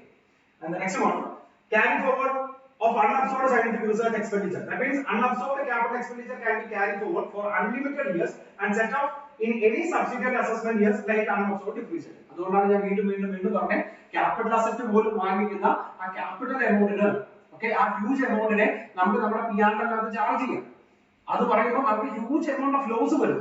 ആ ഉണ്ടാവുന്ന ലോസിനെ അൺലിമിറ്റഡ് ആയിട്ട് നമുക്ക് എന്ത് ചെയ്യാം? ക്യാരി ഫോർവേഡ് ചെയ്യാം. ദാറ്റ് മീൻസ് വരും കാലങ്ങളിൽ പ്രോഫിറ്റ് ഉണ്ടാവുകയാണെങ്കിൽ ഈ പറഞ്ഞിരിക്കുന്ന ലോസിനെ നമുക്ക് ക്യാരി ഫോർവേഡ് ആയിട്ട് അഡ്ജസ്റ്റ് ചെയ്ത് പോകാം. Okay, and the last one, effect of amalgamation. That means provision of section 35 shall apply to the amalgamated company as it would have been applied to the amalgamating company if the latter had not transferred such assets. മനസ്സിലായോ? അതായത് effects of അമാൽഗമേഷന്റെ സമയത്ത് വരികയാണെങ്കിൽ നമുക്ക് എന്ത് ചെയ്യാം? ഈ പറഞ്ഞിരിക്കുന്ന സാധനം ക്യാരി ഫോർവേഡ് ചെയ്യാം. നമുക്ക് അത് ക്യാപിറ്റൽ ഗെയിൻ എന്ന് പറയുന്ന അല്ലെങ്കിൽ അമാൽഗമേഷനെ കുറിച്ച് പഠിക്കുമ്പോൾ നമുക്ക് ഡീറ്റെയിൽ ആയിട്ട് പഠിക്കാനുണ്ട്. സോ ഇവിടെ നോക്കി അങ്ങനെ കയറി വരുന്ന സാഹചര്യത്തിൽ നമുക്ക് എന്ത് ചെയ്യാം? അമാൽഗമേറ്റിംഗ് കമ്പനിയിലോട്ട് അത് ക്യാരി ഫോർവേഡ് ചെയ്യാം, ട്രാൻസ്ഫർ ചെയ്യാം. Okay, next one. Okay, in-house research and development expenses incurred by certain companies. അതായത് ഒരു സ്പെഷ്യൽ കേസ് ആണ് പറയുന്നത്. That means applicable to the company engaged in the business of biotechnology or any business of manufacturing or production of any article or thing. That means ഇവിടെ നോക്കി, അതായത് in-house research and development expenses ആർക്കാ? ഈ പറഞ്ഞതുപോലെ biotechnology or any articles or things produce ചെയ്യുന്ന ഒരു കമ്പനിക്ക് അവർക്കും ഈ പറയുന്ന പോലെ റിസർച്ചിന്റെ ഭാഗമായിട്ട് എന്ത് കിട്ടും? എക്സംപ്ഷൻ കിട്ടും. പക്ഷേ certain conditions ഉണ്ട്. Condition number 1, the expenditure shall be incurred on in-house scientific research and development facility including capital expenditures other than expenditure in the nature of cost of any land and building. Land and building വാങ്ങിച്ചിട്ട് അത് ഈ പറയുന്നത് പോലെ scientific റിസർച്ചിന് വേണ്ടിയിട്ടാണെന്ന് പറയുന്നത്. So normal കേസിനകത്ത് വരുന്ന എല്ലാ തരത്തിലുള്ള റവന്യൂയും capital എക്സ്പെൻഡിച്ചറും കിട്ടും. മനസ്സിലായോ? ഒരു സ്പെഷ്യൽ കാറ്റഗറി ഉള്ള പേഴ്സൺസിനാണ് അല്ലെങ്കിൽ സ്പെഷ്യൽ കാറ്റഗറി ഓഫ് അസസിംഗ് ആണ് പറയുന്നത്. And second one, in-house research and development facility shall be approved by the secretary, Department of Scientific and Research. Okay, so അത് എന്ത് ചെയ്യണം? അത് അപ്രൂവ്ഡ് ആയിരിക്കണം. And the third one, the assessee must enter into an agreement with the prescribed authority. ആ authority ആയിട്ട് ഒരു proper ആയിട്ടുള്ള agreement ഉണ്ടായിരിക്കണം. അങ്ങനെയാണ്. Okay, for cooperation in such research and development facility and fulfill such condition with regard to maintenance and accounts and audit thereof and furnishing the reports in such a manner as may be prescribed. മനസ്സിലായോ? So എന്താ പറയാ, ഇങ്ങനെ കയറി വരുന്ന ഒരു പ്രത്യേക സാഹചര്യത്തിൽ കയറി വരുന്ന ആൾക്കാർ biotechnology or any business of manufacturing or production or article or thing എന്ന് പറയുന്ന കാറ്റഗറിക്കകത്ത് കയറി വരുന്ന ആൾക്കാർക്കും ഈ പറയുന്നത് പോലെ സയന്റിഫിക് റിസർച്ചിന് വേണ്ടിയിട്ട് ഇൻഹൗസിന് അല്ലെങ്കിൽ ഇൻഹൗസ് സയന്റിഫിക് റിസർച്ചിന് വേണ്ടിയിട്ട് ഏതെങ്കിലും തരത്തിലുള്ള റവന്യൂ ക്യാപിറ്റൽ നാച്ചുറൽ എക്സ്പെൻഡിച്ചേഴ്സ് ഉണ്ടായിട്ടുണ്ടെങ്കിൽ അവർക്ക് ആ ഇന്നായ എമൗണ്ടിനെ എന്ത് ചെയ്യാൻ പറ്റും? ഡിഡക്ഷൻ ആയിട്ട് ക്ലെയിം ചെയ്യാം. Okay, next, sale of asset used for scientific research. Okay, important ആണ്, കുറച്ച് കൺഫ്യൂസിംഗ് ആണ്. അതായത് സയന്റിഫിക് റിസർച്ചിന് വേണ്ടിയിട്ട് നിങ്ങൾ ഒരു അസറ്റ് വാങ്ങിക്കുന്നു. ഓക്കെ, ആ വാങ്ങിച്ച അസറ്റ് നിങ്ങൾ ഭാവിയിൽ സെയിൽ ചെയ്യാൻ പോകും. പക്ഷെ ഇവിടെ ശ്രദ്ധിക്കേണ്ട ഒരു കാര്യമുണ്ട്. നമ്മൾ ഓൾറെഡി പറഞ്ഞായിരുന്നു, നിങ്ങൾ എത്ര കോടി രൂപയുടെ അസറ്റ് വേണമെങ്കിലും വാങ്ങിച്ചോ നമുക്ക് എന്ത് ചെയ്യാൻ പറ്റും? ഫുൾ എമൗണ്ടും ഡിഡക്ഷൻ ആയിട്ട് ക്ലെയിം ചെയ്യാൻ പറ്റും. അല്ലെ, അങ്ങനെയല്ല നമ്മൾ പറഞ്ഞത്. നിങ്ങൾ എത്ര കോടി രൂപയുടെ അസറ്റ് വേണമെങ്കിലും വാങ്ങിച്ചോ ആ ഫുൾ എമൗണ്ട് നിങ്ങൾക്ക് ഡിഡക്ഷൻ ആയിട്ട് ക്ലെയിം ചെയ്യാൻ പറ്റും. അത് വാങ്ങിച്ച വർഷം തന്നെ പറ്റും. ഓക്കെ, സോ ഇങ്ങനെ ഫുൾ എമൗണ്ട് ഡിഡക്ഷൻ ആയിട്ട് ക്ലെയിം ചെയ്തു എന്ന് പറഞ്ഞാൽ ആ അസറ്റിന്റെ ഫുൾ എമൗണ്ടിന്റെ ബെനിഫിറ്റ് നമ്മൾ എടുത്തു എന്നാണ് അർത്ഥം. അല്ലെ, ആ അസറ്റിന്റെ ഫുൾ എമൗണ്ടിന്റെ ബെനിഫിറ്റ് നമ്മൾ എടുത്തു എന്നാണ് അർത്ഥം. ഓക്കെ, അങ്ങനെ full amount of benefit deduction എടുത്തിരിക്കുന്ന അസറ്റ് ഭാവിയിൽ സെയിൽ ചെയ്യുകയാണെങ്കിൽ, okay, first one, without have been used for other purpose. അതായത് വേറെ പർപ്പസിന് വേണ്ടിയിട്ടൊന്നും യൂസ് ചെയ്തിട്ടില്ല. അങ്ങനെയാണെങ്കിൽ sale consideration to the extent of cost of such asset shall be taxable as a business income in the year of sale. എങ്ങനെയാ എന്ത് ചെയ്തിട്ടില്ല? without have been used for other purpose. വേറെ പർപ്പസിനൊന്നും ആ അസറ്റ് യൂസ് ചെയ്തിട്ടില്ല, scientific റിസർച്ചിന് വേണ്ടി മാത്രമാണ് യൂസ് ചെയ്തിരിക്കുന്നത്. Sale consideration to the extent of cost of such asset, ആ അസറ്റിന്റെ ഒറിജിനൽ കോസ്റ്റ് എത്രയാണോ അതുപോലെ shall be taxable as business income in the year of sale. ഏത് വർഷമാണോ സെയിൽ ചെയ്യുന്നത് ആ വർഷം എന്താ ആ ബിസിനസിന്റെ ആ അസറ്റിന്റെ വാല്യൂ വരെ, ഒറിജിനൽ വാല്യൂ വരെ, അല്ലെ, കോസ്റ്റ് ഓഫ് സച്ച് അസറ്റ്, ആ അസറ്റിന്റെ ഒറിജിനൽ കോസ്റ്റ് വരെ കിട്ടുന്നത് എത്രയാണോ അതിനെ നമുക്ക് എന്തായിട്ട് ട്രീറ്റ് ചെയ്യണം? ബിസിനസ് ഇൻകം ആയിട്ട് ട്രീറ്റ് ചെയ്യണം. The excess sale consideration over the original cost, original കോസ്റ്റിനേക്കാൾ കൂടുതൽ എക്സസ് എത്രയാണോ or indexed cost of acquisition is taxable as a capital gain. This is applicable even if the business is not existent in that year. അതായത് നമ്മൾ വിൽക്കുന്ന വർഷം, sale ചെയ്യുന്ന വർഷം അങ്ങനെ ഒരു ബിസിനസ് ഇല്ലെങ്കിൽ പോലും നമുക്ക് അവിടെ എന്തായിട്ട് ട്രീറ്റ് ചെയ്യേണ്ടി വരും? ബിസിനസ് ഇൻകം ആയിട്ട് ട്രീറ്റ് ചെയ്യും. ഓക്കെ, ഒരു എക്സാമ്പിൾ കൂടെ പറഞ്ഞാൽ എനിക്ക് അത് മനസ്സിലാവുള്ളൂ. ഇപ്പൊ ഒരു എക്സാമ്പിൾ പറയാം. ഒരു 5 ലക്ഷം രൂപയുടെ അസറ്റ് നിങ്ങൾ വാങ്ങിച്ചു. 5 ലക്ഷം രൂപയുടെ നിങ്ങളുടെ അസറ്റ് വാങ്ങിച്ചിട്ട് അത് സയന്റിഫിക് റിസർച്ചിന് വേണ്ടി യൂസ് ചെയ്യുന്നത്. സോ അങ്ങനെ സയന്റിഫിക് റിസർച്ചിന് വേണ്ടി യൂസ് ചെയ്യുവാണെങ്കിൽ ആ 5 ലക്ഷം രൂപയുടെ ഡിഡക്ഷൻസ് നിങ്ങൾക്ക് ക്ലെയിം ചെയ്യാൻ പറ്റും, അല്ലെ? ഭാവിയിൽ ഇത് സെയിൽ ചെയ്യുന്നത് ഒരു 4 ലക്ഷം രൂപയ്ക്കാണെന്ന് വിചാരിക്കുക. സോ അങ്ങനെയാണെങ്കിൽ അതിന്റെ ഒറിജിനൽ കോസ്റ്റ് വരെ നിങ്ങൾക്ക് കിട്ടുന്ന എമൗണ്ട് എത്രയാണോ അതിന് ബിസിനസ് ഇൻകം ആയിട്ട് ട്രീറ്റ് ചെയ്യാം. ദാറ്റ് മീൻസ് ആ 4,50,000 കിട്ടുന്ന എമൗണ്ടിന്റെ ഫുൾ ആയിട്ട് നിങ്ങൾക്ക് എന്തായിട്ട് ട്രീറ്റ് ചെയ്യാം? ബിസിനസ് ഇൻകം ആയിട്ട് ട്രീറ്റ് ചെയ്യാം. ഓക്കെ, ഓവർ ആൻഡ് എബോവ് ഏതാ അതിനേക്കാൾ കൂടുതൽ എത്രയാണോ കിട്ടുന്നത്, ഏതാ ഒറിജിനൽ കോസ്റ്റിനേക്കാൾ കൂടുതൽ എത്രയാണോ കിട്ടുന്നത് ആ എമൗണ്ടിനെ നമുക്ക് ക്യാപിറ്റൽ ഗെയിൻ ആയിട്ട് ട്രീറ്റ് ചെയ്യാം. ഒറ്റ കണ്ടീഷനേ ഉള്ളൂ, without have been used for other purpose. ആ അസറ്റ് വേറെ പർപ്പസിന് വേണ്ടിയിട്ടൊന്നും യൂസ് ചെയ്യാൻ പാടില്ല, അല്ലെങ്കിൽ യൂസ് ചെയ്തത് ആവില്ല. ഇനി second one, after being used other purpose, അതായത് സെയിൽ ചെയ്യുന്നതിന് മുമ്പ് വേറെ പർപ്പസിനൊക്കെ യൂസ് ചെയ്തിട്ടാണ് അത് സെയിൽ ചെയ്യുന്നത്. Okay, sale consideration shall be subtracted from the relevant block of assets, അല്ലെ? അതായത് ഇത് വേറെ ഒന്നിലോട്ട് അല്ലെങ്കിൽ വേറെ പർപ്പസിന് വേണ്ടി യൂസ് ചെയ്യുകയാണെങ്കിൽ തീർച്ചയായിട്ടും എന്ത് വരും? അതിന്റെ ബ്ലോക്കിലോട്ട് കയറും. ദാറ്റ് മീൻസ് ആ ഒരു ബിസിനസ്സിലോട്ട് വരും. അങ്ങനെയാണെങ്കിൽ sale consideration shall be subtracted from the relevant block of asset. That means ആ അസറ്റ് ഉള്ളത് ഏത് ബ്ലോക്കിലാണോ ആ ബ്ലോക്കിൽ നിന്ന് നമുക്ക് എന്ത് ചെയ്യാം? അതിന്റെ വാല്യൂ മൈനസ് ചെയ്യും. Number 1. Number 2, it is to be noted that at the time of conversion of scientific research asset into the normal business asset, the cost of acquisition shall be taken as nil in the relevant block. മനസ്സിലായോ? അതായത് എന്നാണോ നിങ്ങൾ അതിനെ convert ചെയ്യുന്നത് ആ convert ചെയ്യുന്ന വർഷം ആ കോസ്റ്റ് ഓഫ് അക്വിസിഷൻ എന്ന് പറയുന്നത് നീൽ ആയിട്ട് വെക്കാം. ഓക്കെ, മനസ്സിലാവാത്തവർക്ക് ഞാൻ ഒരു എക്സാമ്പിൾ കൂടെ പറയാം. ദാറ്റ് മീൻസ് ഇപ്പോൾ ഒരു 1/4/2015 ഓക്കെ 2019 നിങ്ങൾ 5 ലക്ഷം രൂപയ്ക്ക് ഒരു അസറ്റ് വാങ്ങിക്കുന്നു. 5 ലക്ഷം രൂപയ്ക്ക് ഒരു അസറ്റ് വാങ്ങിക്കുന്നു. ഓക്കെ, ഇത് വാങ്ങിക്കുന്നത് സയന്റിഫിക് റിസർച്ചിന് വേണ്ടിയിട്ടാണ്. അങ്ങനെയാണെങ്കിൽ ആ 2019 തന്നെ 5 ലക്ഷം രൂപ നിങ്ങൾക്ക് എക്സ്പെൻഡിച്ചർ ആയിട്ട് കാണും, അല്ലെ? അല്ലെങ്കിൽ capital expenditure for scientific research എന്ന് പറഞ്ഞിട്ട് നമ്മുടെ പിആറിനകത്ത് നമ്മുടെ പ്രോഫിറ്റിൽ നിന്ന് അത് കുറച്ച് കാണിക്കും. അതായത് ഈ വർഷം നിങ്ങൾക്ക് ഒരു 6 ലക്ഷം രൂപ പ്രോഫിറ്റ് ഉണ്ടായിരുന്നു എന്ന് വിചാരിക്കുക. സപ്പോസ് ഏത് വർഷം 2019 6 ലക്ഷം രൂപ പ്രോഫിറ്റ് ഉണ്ടായിരുന്നെങ്കിൽ നിങ്ങൾക്ക് ഈ ഉണ്ടായിരുന്ന 5 ലക്ഷം രൂപ ക്യാപിറ്റൽ എക്സ്പെൻഡിച്ചർ ഫുൾ ആയിട്ട് മൈനസ് ചെയ്യാം. ബാക്കി 1 ലക്ഷം രൂപയ്ക്ക് മാത്രം നിങ്ങൾ എന്ത് കൊടുത്താൽ മതി? ടാക്സ് കൊടുത്താൽ മതി. അതായത് ഈ ഉണ്ടായിരിക്കുന്ന ക്യാപിറ്റൽ എക്സ്പെൻഡിച്ചറിന്റെ ഫുൾ എമൗണ്ട് നിങ്ങൾ എന്തായിട്ട് എടുത്തു കഴിഞ്ഞു? ഡിഡക്ഷൻ ആയിട്ട് എടുത്തു. ദാറ്റ് മീൻസ് അതിന്റെ ഫുൾ എമൗണ്ടിനെ നിങ്ങൾ ഡിഡക്ഷൻ ആയിട്ട് എടുത്തു. ഇനി പറയുന്നത് ഓക്കെ, ഇപ്പൊ സയന്റിഫിക് റിസർച്ച് ഇല്ല, 2019 നമ്മൾ സയന്റിഫിക് റിസർച്ചിന്റെ പരിപാടി നിർത്തി. നമ്മൾ അപ്പൊ തന്നെ ഇത് സെയിൽ ചെയ്യുന്നില്ല, നമ്മൾ നമ്മുടെ ബിസിനസിന്റെ വേറെ പർപ്പസിന് വേണ്ടി ഇത് യൂട്ടിലൈസ് ചെയ്യാം. ഓക്കെ, ഇപ്പൊ ഒരു 2020 ഈ വാങ്ങിച്ചിരിക്കുന്ന അസറ്റ് നമ്മുടെ ബിസിനസിന് വേണ്ടി യൂസ് ചെയ്യും. അങ്ങനെ യൂസ് ചെയ്യുന്ന നേരത്ത് ഈ അസറ്റിന്റെ വാല്യൂ ആ ബ്ലോക്കിൽ നമ്മൾ എന്തായിട്ട് ചാർജ് ചെയ്യണം? നില്ലായിട്ട് ചാർജ് ചെയ്യണം. നില്ലായിട്ട് ചാർജ് ചെയ്യണം എന്ന് വെച്ചാൽ നമുക്കത് എന്താ പറയാ, അതിന് എമൗണ്ട് തന്നെ കാണിക്കാത്ത രീതിയിലാണ് നമ്മൾ അതിനെ ചാർജ് ചെയ്യുന്നത്. അതിന്റെ കാരണം എന്താ? ഓക്കെ, നമ്മൾ കാശ് കൊടുത്താണ് ഇത് വാങ്ങിച്ചത്, സംഭവം ശരിയാ. 5 ലക്ഷം രൂപ കൊടുത്തിട്ടാണ് നമ്മൾ ഇത് വാങ്ങിച്ചത്, നോ ഡൗട്ട്. പക്ഷെ അത് വാങ്ങിച്ച വർഷം തന്നെ ആ 5 ലക്ഷം രൂപയുടെ ബെനിഫിറ്റും നമുക്ക് കിട്ടി. അങ്ങനെയാണെങ്കിൽ ഇതിനെ ബിസിനസ്സിലോട്ട് കൺവേർട്ട് ചെയ്യുന്ന നേരത്ത് നമുക്ക് അവിടെ കോസ്റ്റ് ഓഫ് അക്വിസിഷൻ അല്ലെങ്കിൽ ഈ അസറ്റിന്റെ കോസ്റ്റ് ഓഫ് അക്വിസിഷൻ ആയിട്ട് നമുക്ക് എത്രയാണ് കാണിക്കാം? നില്ലായിട്ട് കാണിക്കാം. സിറ്റുവേഷൻ മനസ്സിലായോ? കാരണം എന്താ? അത് വാങ്ങിച്ചത് കാശ് കൊടുത്തിട്ടാണെങ്കിൽ പോലും അതിന്റെ ഫുൾ എമൗണ്ട് ഓഫ് ബെനിഫിറ്റ് നമ്മൾ ഓൾറെഡി എടുത്തു. ഇനി ഇത് സെയിൽ ചെയ്യുന്ന നേരത്ത് 2021 ഇത് സെയിൽ ചെയ്തെന്ന് വിചാരിക്കുക. ഓക്കെ, അങ്ങനെ സെയിൽ ചെയ്യുന്ന നേരത്തെ okay sale consideration shall be subtracted from the relevant block of assets. ആ കിട്ടുന്ന സെയിൽ കൺസിഡറേഷൻ എത്രയാണോ അത് നമുക്ക് മൈനസ് ചെയ്യാം.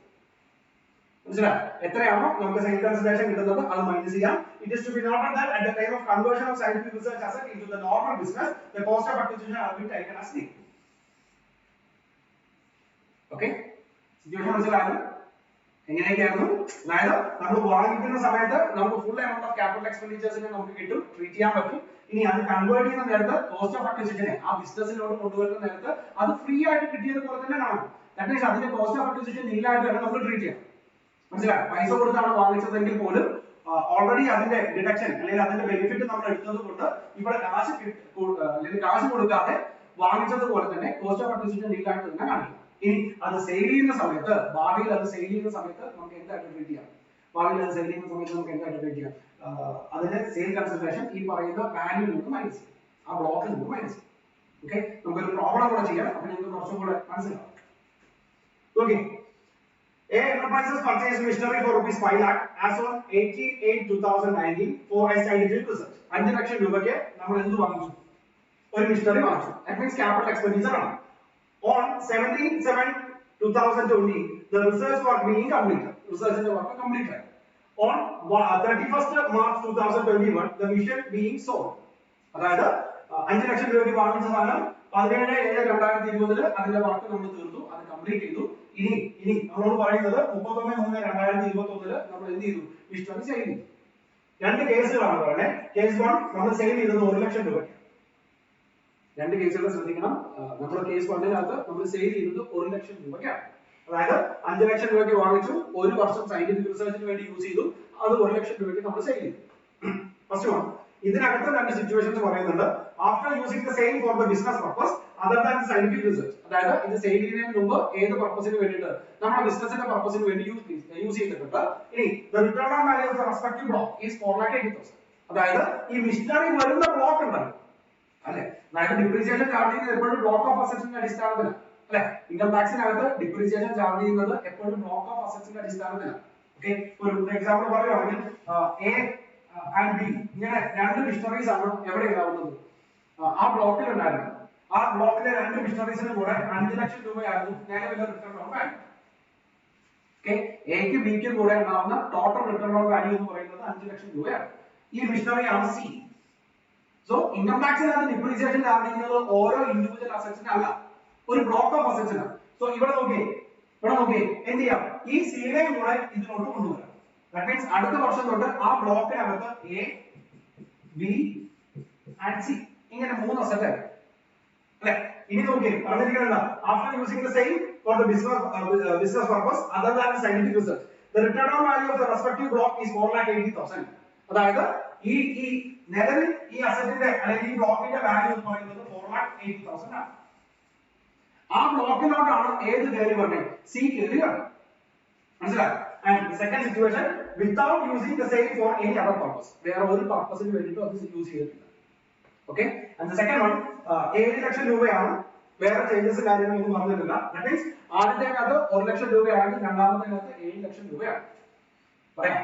ഓക്കെ, പ്രോബ്ലം ചെയ്യാം. പ്രോബ്ലം ചെയ്യുന്നതിന് മുമ്പ് ഞാൻ ഒരിക്കൽ കൂടെ പറയുന്നു, ഈ ഇങ്ങനെ വാങ്ങിച്ച സയന്റിഫിക് റിസർച്ചിന് വേണ്ടി വാങ്ങിച്ച ക്യാപിറ്റൽ അസറ്റ് ഭാവിയിൽ സെയിൽ ചെയ്യുകയാണെങ്കിൽ അത് ഏതെങ്കിലും ഒരു പർപ്പസിന് യൂസ് ചെയ്തിട്ട് ബിസിനസ് പർപ്പസിന് യൂസ് ചെയ്തിട്ടാണ് സെയിൽ ചെയ്യുന്നതെങ്കിൽ ആ ബിസിനസ് പർപ്പസിലോട്ട് കൊണ്ടുപോകുന്ന നേരത്ത് അതിന്റെ കോസ്റ്റ് ഓഫ് അക്വിസിഷൻ 0 ആയിട്ട് എടുക്കും. അത് കാശ് കൊടുത്ത് വാങ്ങിച്ചതായിട്ട് ട്രീറ്റ് ചെയ്യില്ല. കാരണം എന്താണെന്ന് വെച്ചാൽ അതിനകത്ത് ഓൾറെഡി നമ്മൾ മുടക്കിയിരിക്കുന്ന എമൗണ്ടിന്റെ ഫുൾ എമൗണ്ട് ഓഫ് ബെനിഫിറ്റ് നമുക്ക് കിട്ടിയാണ്. സോ ഒരിക്കലും അതിനെ കാശ് കൊടുത്ത് വാങ്ങിച്ചതായിട്ട് ട്രീറ്റ് ചെയ്യാം. പക്ഷെ അത് സെയിൽ ചെയ്യുന്ന നേരത്ത് നമുക്ക് അതിനെ എന്തായിട്ട് ട്രീറ്റ് ചെയ്യാം? സെയിൽ കൺസിഡറേഷൻ ആയിട്ട് ട്രീറ്റ് ചെയ്യാം. അത് എന്തുകൊണ്ടാണെന്നാണ് ഞാൻ പറഞ്ഞത്. മനസ്സിലായി? ഇനി over and above the selling price ആണ് കയറി വരുന്നതെങ്കിൽ അതിനെ നമുക്ക് ഏതായിട്ട് കൂടെ ട്രീറ്റ് ചെയ്യാം? ക്യാപിറ്റൽ ഗെയിൻ ആയിട്ട് കൂടെ ട്രീറ്റ് ചെയ്യാം. മനസ്സിലായി? ഈ പ്രോബ്ലം ഒന്ന് നോട്ട് ചെയ്യാം. നമുക്ക് ഇങ്ങനെ ഒരു ഓൺലൈൻ അല്ലെങ്കിൽ ഇങ്ങനെ ഒരു ഇന്ററാക്റ്റീവ് കൂടെ ആകുമ്പോൾ എനിക്ക് പ്രോബ്ലം നിങ്ങൾ മാർക്ക് ചെയ്താലേ നമുക്ക് ഇതിന്റെ ആൻസർ ചെയ്യാവും. സോ ഓർത്തിരിക്കുക, 5 ലക്ഷം രൂപയ്ക്കാണ് നമ്മൾ വാങ്ങിച്ചത്. നമ്മൾ ആദ്യത്തെ കേസിനകത്ത് സെയിൽ ചെയ്തത് 1 ലക്ഷം രൂപയ്ക്കും രണ്ടാമത്തെ കേസിനകത്ത് സെയിൽ ചെയ്തത് 7 ലക്ഷം രൂപയ്ക്കുമാണ്. ഓക്കെ, ഇനി അങ്ങനെ നമ്മളൊരു ബിസിനസ്സിലോട്ട് കൊണ്ടുപോയിട്ടാണ് നമ്മൾ സെയിൽ ചെയ്യണേ. ആ ബിസിനസ്സിലോട്ട് കൊണ്ടുപോകുമ്പോൾ ആ ബ്ലോക്കിൽ 4,80,000 രൂപ ഉണ്ടാകും. ഓക്കെ, നമുക്ക് നോക്കാം ആൻസർ ചെയ്യാൻ നോക്കാം. ഓക്കെ,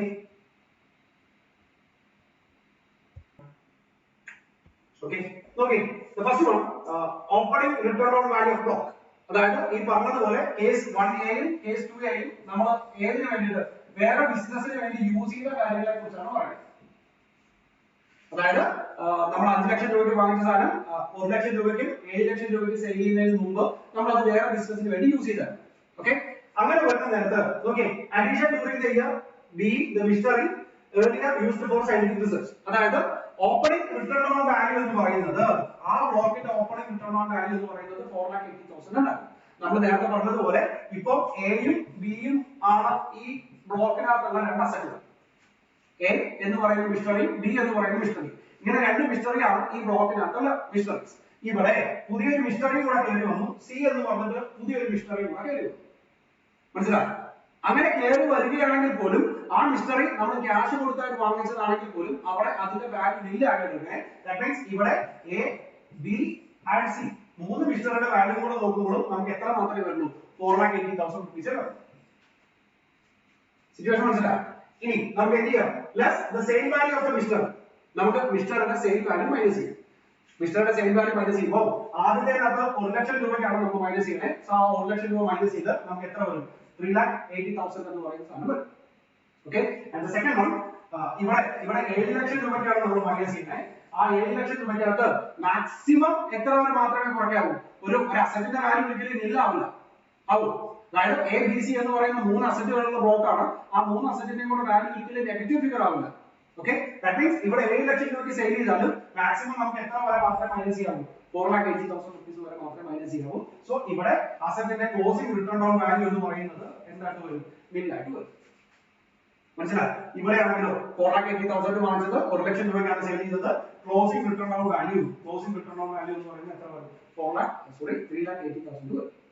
ഓക്കെ, അതിന്റെ 15% ആണ് നമ്മൾ ഡിപ്രീസിയേഷൻ പറഞ്ഞത്. ആ ഡിപ്രീസിയേഷൻ മൈനസ് ചെയ്യുമ്പോൾ നമുക്ക് എന്ത് വരും? നമ്മുടെ depreciation return on value after charging depreciation കിട്ടും. മനസ്സിലായോ? ഓക്കെ, ഇവിടെ നോക്കിയേ ഓവർ ആൻഡ് എബോവ് നമ്മൾ അങ്ങനെ പറഞ്ഞേ.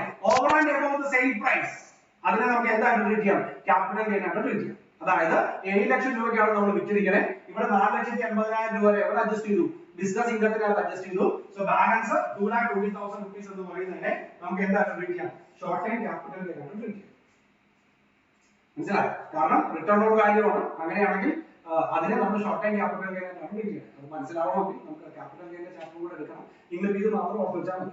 ഓക്കെ, സോ ഇവിടെ നോക്കി രണ്ട് സാഹചര്യമാണ് പറഞ്ഞത്, രണ്ട് സിറ്റുവേഷൻസ് ആണ് പറഞ്ഞത്. ഫസ്റ്റ് വൺ 1 ലക്ഷം രൂപയ്ക്കാണ് അത് വിൽക്കുന്നത്. സെക്കൻഡ് വൺ 7 ലക്ഷം രൂപയ്ക്കാണ് വിൽക്കുന്നത്. സോ ഈ അസറ്റുകളെ സയന്റിഫിക് റിസർച്ചിന് വേണ്ടി യൂസ് ചെയ്ത അസറ്റിനെ ഏതിലോട്ട് കൊണ്ടുപോകുന്ന നേരത്ത് നമ്മുടെ അതർ ബിസിനസ്സിലോട്ട് കൊണ്ടുപോകുന്ന നേരത്ത് നമ്മൾ അതിന് ഒരിക്കലും വാല്യൂ കൊടുക്കില്ല, നിൽ റേറ്റ് ചാർജ് ചെയ്യും. കാരണം അതിന്റെ എക്സെപ്ഷൻസ് അല്ലെങ്കിൽ അതിന്റെ ഡിഡക്ഷൻസ് നമ്മൾ ഓൾറെഡി കിട്ടിയതുണ്ട്. ഓക്കെ, ഇനി അത് സെയിൽ ചെയ്യുന്ന നേരത്ത് നമുക്ക് എന്ത് ചെയ്യാം? അതിന്റെ സെയിൽ പ്രൈസ് മൈനസ് ചെയ്യാം. സോ അതിന്റെ അകത്ത് 4,80,000 നിന്ന് 1 lakh മൈനസ് ചെയ്തു 3,80,000 ആയി. അതിന്റെ 15% ഡിപ്രീസിയേഷൻ ചാർജ് ചെയ്തു. ക്ലോസിംഗ് റിട്ടേൺ ഓൺ വാല്യൂ കിട്ടി. രണ്ടാമത്തേനകത്ത് 7 ലക്ഷം രൂപയ്ക്കാണ് സെയിൽ ചെയ്യണേ. സോ നമുക്ക് 4,80,000 റുപ്പീസ് വരെ മൈനസ് ചെയ്യാം. ആ 4,80,000 റുപ്പീസ് വരെ മൈനസ് ചെയ്തു. നമുക്ക് റിട്ടേൺ ഓൺ വാല്യൂ ഇല്ലായി. Okay, over and above the return on value അല്ലെങ്കിൽ ബുക്ക് വാല്യൂ നമുക്ക് എന്തായിട്ട് ചാർജ് ചെയ്യാം? ക്യാപിറ്റൽ ഗെയിൻ ആയിട്ട് ചാർജ്. മനസ്സിലായോ?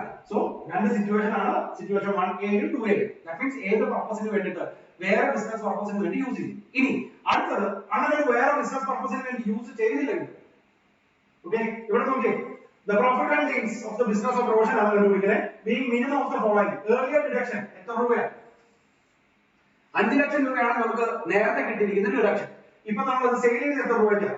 Okay, sale consideration less cost of asset less earlier deduction allowed in respect of such assets എത്ര രൂപ വരും? 1 ലക്ഷം രൂപ വരും. സോ ഇതിന്റെ എന്ത് ചെയ്യാം? ഇതിനകത്ത് ഏതാണോ അതിനെ നമുക്ക് എന്താണ്, അല്ലെങ്കിൽ ഇതിനകത്ത് ഏറ്റവും മിനിമം ഏതാണോ അതിനെ നമുക്ക് ഏതായിട്ട് ചാർജ് ചെയ്യാം? Profit and gains of business or promotion ആയിട്ട് ചാർജ്. മനസ്സിലായോ? എത്ര രൂപ വരും? 1 ലക്ഷം രൂപ വരും. ഓക്കെ, ആൻഡ് അടുത്തത് രണ്ടാമത്തേനകത്ത് 5 ലക്ഷം രൂപയാണ്, അല്ലെങ്കിൽ 5 ലക്ഷം രൂപയ്ക്കാണ് അത് വാങ്ങിക്കണേ. അതിനകത്ത് 7 ലക്ഷം രൂപയ്ക്കാണ് നമ്മൾ അത് സെയിൽ ചെയ്യുന്നത്. അങ്ങനെ സെയിൽ ചെയ്യുന്ന സാഹചര്യത്തിൽ നമുക്ക് എന്ത് ചെയ്യാം? 5 ലക്ഷം രൂപ വരെ ബിസിനസിന്റെ ഇൻകം ആയിട്ടും 2 ലക്ഷം രൂപയെ ക്യാപിറ്റൽ ഗെയിൻ ആയിട്ട് ലഭിക്കും. മനസ്സിലായോ? ഓക്കെ, ഇവിടെ വേറെ യാതൊരു വിധ ബിസിനസ് പർപ്പസിന് വേണ്ടി യൂസ് ചെയ്തിട്ടേ ഇല്ല. ഓക്കെ, സോ രണ്ടാമത്തെ കുറച്ചും കൂടെ നിങ്ങൾക്ക് എളുപ്പമായിരിക്കും. അതായത് ഇപ്പൊ നോക്കി 5 ലക്ഷം രൂപയ്ക്കാണ് അത് വാങ്ങിച്ചത്. ആ 5 ലക്ഷം രൂപയുടെ ഫുൾ എമൗണ്ട് ബെനിഫിറ്റ് നമ്മൾ ഓൾറെഡി എടുത്തു വരും അല്ലെ, ആ ഫുൾ ബെനിഫിറ്റ് നമ്മൾ എടുത്തു വരും. അങ്ങനെയാണെങ്കിൽ ഇത് വിൽക്കുന്ന നേരത്തെ തീർച്ചയായിട്ടും നമുക്ക് എടുത്ത ബെനിഫിറ്റിനെ നമ്മൾ ടാക്സ് ആയിട്ടാണ് കൊടുക്കുക. അങ്ങനെയല്ലേ പറഞ്ഞു? മീൻസ് അത് സയന്റിഫിക് റിസർച്ചിന് യൂസ് ചെയ്യാൻ വേണ്ടിയിട്ടാണ് നമ്മൾ അതിന്റെ ബെനിഫിറ്റ് എടുത്തത്. സോ ഭാവിയിൽ അത് സെയിൽ ചെയ്യുന്ന നേരത്തെ ആ എടുത്ത ബെനിഫിറ്റ് എത്രയാണോ അതിനെ ബിസിനസിന്റെ ഇൻകം ആയിട്ട് തന്നെ ആണ്. കാരണം എടുക്കുന്ന സമയത്ത് ബിസിനസിന്റെ ലോസ് ആയിട്ടാണ് ട്രീറ്റ് ചെയ്തത്, അല്ലെങ്കിൽ ബിസിനസിന്റെ എക്സ്പെൻസസ് ആയിട്ടാണ് ട്രീറ്റ് ചെയ്തത്. ആണോ? സോ ഇത് 7 ലക്ഷം രൂപയ്ക്കാണ് സെയിൽ ചെയ്യുന്നത്. സോ 7 lakh rupees സെയിൽ ചെയ്യുന്ന നേരത്തെ 5 lakh rupees നമുക്ക് ബിസിനസിന്റെ ഇൻകം ആയിട്ടും ബാലൻസ് 2 ലക്ഷം രൂപയെ നമുക്ക് എന്തായിട്ട് ട്രീറ്റ് ചെയ്യാം? ക്യാപിറ്റൽ ഗെയിൻ ആയിട്ട് ട്രീറ്റ് ചെയ്യാം. ഓക്കെ, ഇനി രണ്ടാമത്തെ സാഹചര്യം നോക്കി. 5 ലക്ഷം രൂപയ്ക്കാണ് നിങ്ങൾ വാങ്ങിച്ചത്, സംഭവം ശരിയാണ്, 5 ലക്ഷം രൂപയ്ക്കാണ് നിങ്ങൾ വാങ്ങിച്ചത്, ഒരു കുഴപ്പമില്ല. ആ 5 ലക്ഷം രൂപയുടെ ഡിഡക്ഷൻസ് എല്ലാം നിങ്ങൾക്ക് കിട്ടുകയും ചെയ്യും. പക്ഷേ ഇപ്പൊ ആ അസറ്റ് വിൽക്കുമ്പോൾ നമുക്ക് ആകെ 1 ലക്ഷം രൂപയെ കിട്ടുന്നുള്ളൂ. മനസ്സിലായി? സോ നേരത്തെ നമുക്ക് ബെനിഫിറ്റ് ഉണ്ടായി, 5 ലക്ഷം രൂപ ബെനിഫിറ്റ് ഉണ്ടായി, പക്ഷെ ഇപ്പൊ 4 ലക്ഷം രൂപ ലോസ് ഉണ്ടായി അല്ലെ. അതായത് ഈ അസറ്റ് വാങ്ങിക്കുന്ന സമയത്ത് നമുക്ക് 5 ലക്ഷം രൂപ ബെനിഫിറ്റ് ഉണ്ടായി, സമ്മതിക്കാവുന്നതാണ്. പക്ഷെ ഇപ്പൊ സെയിൽ ചെയ്യുന്ന നേരത്തോ 5 ലക്ഷം രൂപ അസറ്റ് നമ്മൾ ഇപ്പൊ സെയിൽ ചെയ്യുന്നത് 1 ലക്ഷം രൂപയ്ക്കാണ്. സോ 4 ലക്ഷം രൂപ ലോസ് നമുക്ക് ഉണ്ടായി. സോ ഏർലിയർ നമുക്ക് കിട്ടിയിരുന്ന 5 ലക്ഷം രൂപ ബെനിഫിറ്റിനെ ഇപ്പോഴത്തെ 4 ലക്ഷം രൂപ ലോസ് കൊണ്ട് അഡ്ജസ്റ്റ് ചെയ്യുമ്പോൾ നമുക്ക് 1 ലക്ഷം രൂപയെ എന്തായിട്ട് ട്രീറ്റ് ചെയ്യാം? നമ്മുടെ ബിസിനസിന്റെ ഇൻകം ആയിട്ട് ട്രീറ്റ് ചെയ്യാം. ഓക്കെ, മനസ്സിലാക്കാമോ എന്ന് വിചാരിക്കുന്നത്? മനസ്സിലായാൽ അതായത് രണ്ട് കാര്യങ്ങളാണ്, സയന്റിഫിക് റിസ്റ്റോറേഷനും സയന്റിഫിക് റിസർച്ചും ആണ് നമ്മൾ പറഞ്ഞത്. നമുക്ക് ഒരു ഡിഡക്ഷൻസും കൂടെ നമുക്ക് ഈ വീഡിയോയ്ക്കകത്ത് നോക്കാം, എന്നിട്ട് നമുക്ക് അടുത്തേക്ക് പോകാം. Okay, and the next one, amortization of telecom license fees as per section 35ABB. Okay, അതായത് അസസി ടെലികോം ലൈസൻസ് ഫീക്ക് വേണ്ടിയിട്ട് ഒരു ഹ്യൂജ് എമൗണ്ട് ഓഫ് ഇൻവെസ്റ്റ്മെന്റ് നടത്തുന്നു. അങ്ങനെയാണെങ്കിൽ നോക്കാം. applicable to all assessees, condition to be satisfied. Okay, assessee has incurred the capital expenditure. അസസിക്ക് എന്തുണ്ടായിരിക്കണം? Capital expenditure ഉണ്ടായിരിക്കണം. Revenue expenditure ആണെങ്കിൽ അത് വേറെ കാര്യങ്ങൾ പറയും, നോർമൽ കേസിനകത്ത് പറയും. So telecom license fee obtain ചെയ്യാൻ വേണ്ടിയിട്ട് അസസിക്ക് ഒരു huge amount of capital expenditures ഉണ്ടാവും. ഇനി for acquiring any right to operate telecommunication services. And the second one, the payment of such expenditure has been actually been made. കൊടുക്കുക എന്ന് പറയുകയല്ല ഇവിടെ ചെയ്യുന്നത്, ആക്ച്വലി നമ്മൾ എന്ത് ചെയ്തിട്ടുണ്ട്? പേയ്മെന്റ് കൊടുത്തിട്ടുണ്ട്. മനസ്സിലായി? ഇപ്പൊ ഏതെങ്കിലും ഒരു തെർഡിയോ ഫോർഡിയോ അല്ലെങ്കിൽ വേറെ ഏതെങ്കിലും ഒരു ടെലികമ്മ്യൂണിക്കേഷൻ ലൈസൻസ് കിട്ടാനോ നമ്മൾ ഒരു കോടി രൂപ കൊടുക്കുന്നു. ആ കൊടുക്കുന്ന 1 കോടി രൂപ എന്ന് പറയുന്നത് ക്യാപിറ്റൽ നാച്ചുറൽ ഐറ്റമാണ്, അല്ലെങ്കിൽ ക്യാപിറ്റൽ ഫീ ആണ് അല്ലെ. സോ ആ ക്യാപിറ്റലിനെ നമുക്ക് ഫുൾ ആയിട്ട് എന്തായിട്ട് ട്രീറ്റ് ചെയ്യാം? ഡിഡക്ഷൻ ആയിട്ട് ക്ലെയിം ചെയ്യാം. ഓക്കെ, എങ്ങനെയാണെന്ന് മാത്രം, അത് ആക്ച്വലി കൊടുത്തിരിക്കണമെന്ന് മാത്രം. And second one, no depreciation is allowed on such capital expenditure. Okay, that means ആ മുടക്കിയ എമൗണ്ടിന് വീണ്ടും ഡിപ്രീസിയേഷൻ ചാർജ് ചെയ്യണം എന്ന് പറയുന്നത് ശരിയായിട്ടുള്ള ഏർപ്പാടല്ല. കാരണം എന്താ? അത് ഇതിന്റെ മാത്രമല്ല, എല്ലാ ക്യാപിറ്റൽ അസറ്റും അങ്ങനെ തന്നെയാണ്. ദാറ്റ് മീൻസ് ക്യാപിറ്റൽ അസറ്റിന് നിങ്ങൾക്ക് ഡിപ്രീസിയേഷൻ കിട്ടില്ല. എങ്ങനെയാണെങ്കിൽ അതിനെ ഓൾറെഡി നിങ്ങൾ ഡിഡക്ഷൻ ക്ലെയിം ചെയ്തിട്ടുണ്ടെങ്കിൽ നമുക്ക് ഒരു കാരണവശാലും ഡിപ്രീസിയേഷൻ കിട്ടില്ല. അങ്ങനെ കിട്ടിയ ഡബിൾ ബെനിഫിറ്റ് ആയിട്ട് അല്ലെ, നമ്മുടെ നെറ്റ് പ്രോഫിറ്റിൽ നിന്ന് നമ്മൾ അത് മൈനസ് ചെയ്യുന്നു, കൂടാതെ ഓരോ വർഷവും ഡിപ്രീസിയേഷൻ ചാർജ് ചെയ്യുന്നു. സോ ഇവിടെ ടെലികോം ലൈസൻസിന് വേണ്ടിയിട്ട് നിങ്ങൾ ക്യാപിറ്റൽ എക്സ്പെൻഡിച്ചർ ഉണ്ടായിട്ടുണ്ടെങ്കിൽ ഒരു കാരണവശാലും അതിന് പിന്നെയും എന്ത് കിട്ടില്ല? ഡിഡക്ഷൻസ് ക്ലെയിം ചെയ്യാൻ പാടില്ല. Okay, and the next one, deduction under section 35ABB. ഇപ്പോ പറയുന്ന ഡിഡക്ഷൻസ് എങ്ങനെയാണെന്ന് വെച്ചാൽ, where the license fee is paid before the commencement of business. അതായത് ബിസിനസ് തുടങ്ങുന്നതിന് മുമ്പാണ് നിങ്ങൾ ഈ ടെലികോം ലൈസൻസ് കൊടുക്കുന്നത് വിചാരിക്കുക. The previous year in which such business is commenced. അതായത് ഏത് വർഷം തൊട്ടാണ്, എപ്പോഴാണോ ബിസിനസ് സ്റ്റാർട്ട് ചെയ്യുന്നത് അപ്പോൾ തൊട്ടാണ് നമുക്ക് കിട്ടുന്നത്. And the second one, when license is acquired after the commencement of business. Business തുടങ്ങിയതിന് ശേഷമാണ് നമുക്ക് എന്ത് ചെയ്യുന്നത്? ഈ പറയുന്ന licence കിട്ടുന്നതെങ്കിൽ the previous year in which the license fees actually paid. എപ്പോഴാണോ നിങ്ങൾ ആക്ച്വലി പേ ചെയ്യുന്നത്, ഓക്കെ, എപ്പോഴാണോ ആക്ച്വലി പേ ചെയ്യുന്നത് അപ്പോൾ തൊട്ടേ കിട്ടും. മനസ്സിലാവും? ഞാൻ ഒരു എക്സാമ്പിൾ കൂടെ പറയാം, എന്നാലും നിങ്ങൾക്ക് അത് മനസ്സിലാവും. ദാറ്റ് മീൻസ് ഇവിടെ ആക്ച്വൽ പേയ്മെന്റിന്റെ അടിസ്ഥാനത്തിലാണ് നമുക്ക് കിട്ടുന്നത്. എത്ര വർഷത്തേക്കാണോ അത്രയും വർഷത്തിന്റെ അടിസ്ഥാനത്തിലാണ് കിട്ടുന്നത്. മനസ്സിലാവും? കഴിഞ്ഞ പോലെ ഏത് വർഷമാണോ കൊടുക്കുന്നത്, ഓക്കെ, ആ വർഷമല്ല, എത്ര വർഷത്തേക്കാണോ നിങ്ങൾ ലൈസൻസ് ഫീസ് എടുക്കുന്നത് അത്രയും വർഷത്തേക്കാണ് നമുക്ക് എന്ത് കിട്ടുന്നത്? ഈ പറയുന്ന ഡിഡക്ഷൻ കിട്ടുന്നത്. ഒരു എക്സാമ്പിൾ പറയാം. ഓക്കെ, ഇപ്പൊ നമുക്ക് ലൈസൻസ് കിട്ടിയത് 10 വർഷത്തേക്കാണെന്ന് വിചാരിക്കുക. സിറ്റുവേഷൻ നമ്പർ 1, 10 വർഷത്തേക്കാണ് നമുക്ക് ലൈസൻസ് കിട്ടിയത്. ലൈസൻസ് കിട്ടാൻ വേണ്ടിയിട്ട് നിങ്ങൾ 10 ലക്ഷം രൂപ മുടക്കി. ഓക്കെ, ലൈസൻസ് ഫീ കിട്ടാൻ വേണ്ടിയിട്ട് നിങ്ങൾ 10 ലക്ഷം രൂപ മുടക്കി. ഇത് മുടക്കുന്നത് ബിസിനസ് തുടങ്ങുന്ന ഡേറ്റിൽ തന്നെയാണ്. ഓക്കെ, അങ്ങനെയാണെങ്കിൽ അടുത്ത 10 വർഷങ്ങളിൽ നിങ്ങൾക്ക് 1 ലക്ഷം രൂപ വെച്ചിട്ട് എന്ത് ചെയ്യാം? ഡിഡക്ഷൻ ക്ലെയിം ചെയ്യാം. Situation number 1. ഇങ്ങനെയായിരുന്നു. 10 ലക്ഷം രൂപ മുടക്കി നിങ്ങൾ ടെലികോം ലൈസൻസ് വാങ്ങിച്ചു, അത് 10 വർഷത്തേക്കാണ്. സോ ആ കിട്ടുക അല്ലെങ്കിൽ ആ ബിസിനസ് തുടങ്ങിയ വർഷം അപ്പൊ തന്നെ നമ്മൾ 10 ലക്ഷം രൂപ പേയ്മെന്റ് നടത്തി. സോ ഇവിടെ പേയ്മെന്റിന്റെ അടിസ്ഥാനത്തിലാണ് നമുക്ക് എന്ത് പറഞ്ഞത് ഡിഡക്ഷൻ കിട്ടുന്നത്. സോ അടുത്ത 10 വർഷങ്ങളിൽ ഓരോ ലക്ഷം രൂപ വെച്ചിട്ട് നമുക്ക് എന്ത് ചെയ്യാൻ പറ്റും, ഓരോ ലക്ഷം രൂപ വെച്ചിട്ട് നമുക്ക് എന്ത് ചെയ്യാൻ പറ്റും, ഡിഡക്ഷൻസ് ക്ലെയിം ചെയ്യാൻ പറ്റും. Situation number 1. And situation number 2, 10 ലക്ഷം രൂപയ്ക്കാണ് നിങ്ങൾ ഇത് വാങ്ങിക്കുന്നത്. ഓക്കെ, സ്റ്റാർട്ടിങ്ങിൽ നമ്മൾ 5 ലക്ഷം രൂപയാണ് കൊടുക്കുന്നത്. മനസ്സിലായി? 5 വർഷം കഴിഞ്ഞിട്ടാണ് നമ്മൾ ബാക്കി 5 ലക്ഷം രൂപ കൊടുക്കുന്നത്. ഇതും എത്ര വർഷത്തേക്ക് തന്നെ? 10 വർഷത്തേക്ക് തന്നെ. മനസ്സിലായി? ഇവിടെയും ഞാൻ പറയുന്നത് പേയ്മെന്റിന്റെ ആക്ച്വൽ പേയ്മെന്റിന്റെ അടിസ്ഥാനത്തിൽ മാത്രമാണ് നമുക്ക് എന്ത് കിട്ടുന്നത്, ഈ പറയുന്ന ബെനിഫിറ്റ് കിട്ടുന്നത്. സോ ഇവിടെ നോക്കി 10 ലക്ഷം രൂപയാണ് നമ്മുടെ ക്യാപിറ്റൽ എക്സ്പെൻഡിച്ചർ എങ്കിൽ പോലും നമുക്ക് ആദ്യത്തെ 5 വർഷങ്ങളിൽ എത്ര കിട്ടുള്ളൂ? 5 lakh divided by 10, 50,000 കിട്ടും. കാരണം എന്താ, പേയ്മെന്റിന്റെ അടിസ്ഥാനത്തിൽ മാത്രമേ ഇത് കിട്ടുള്ളൂ.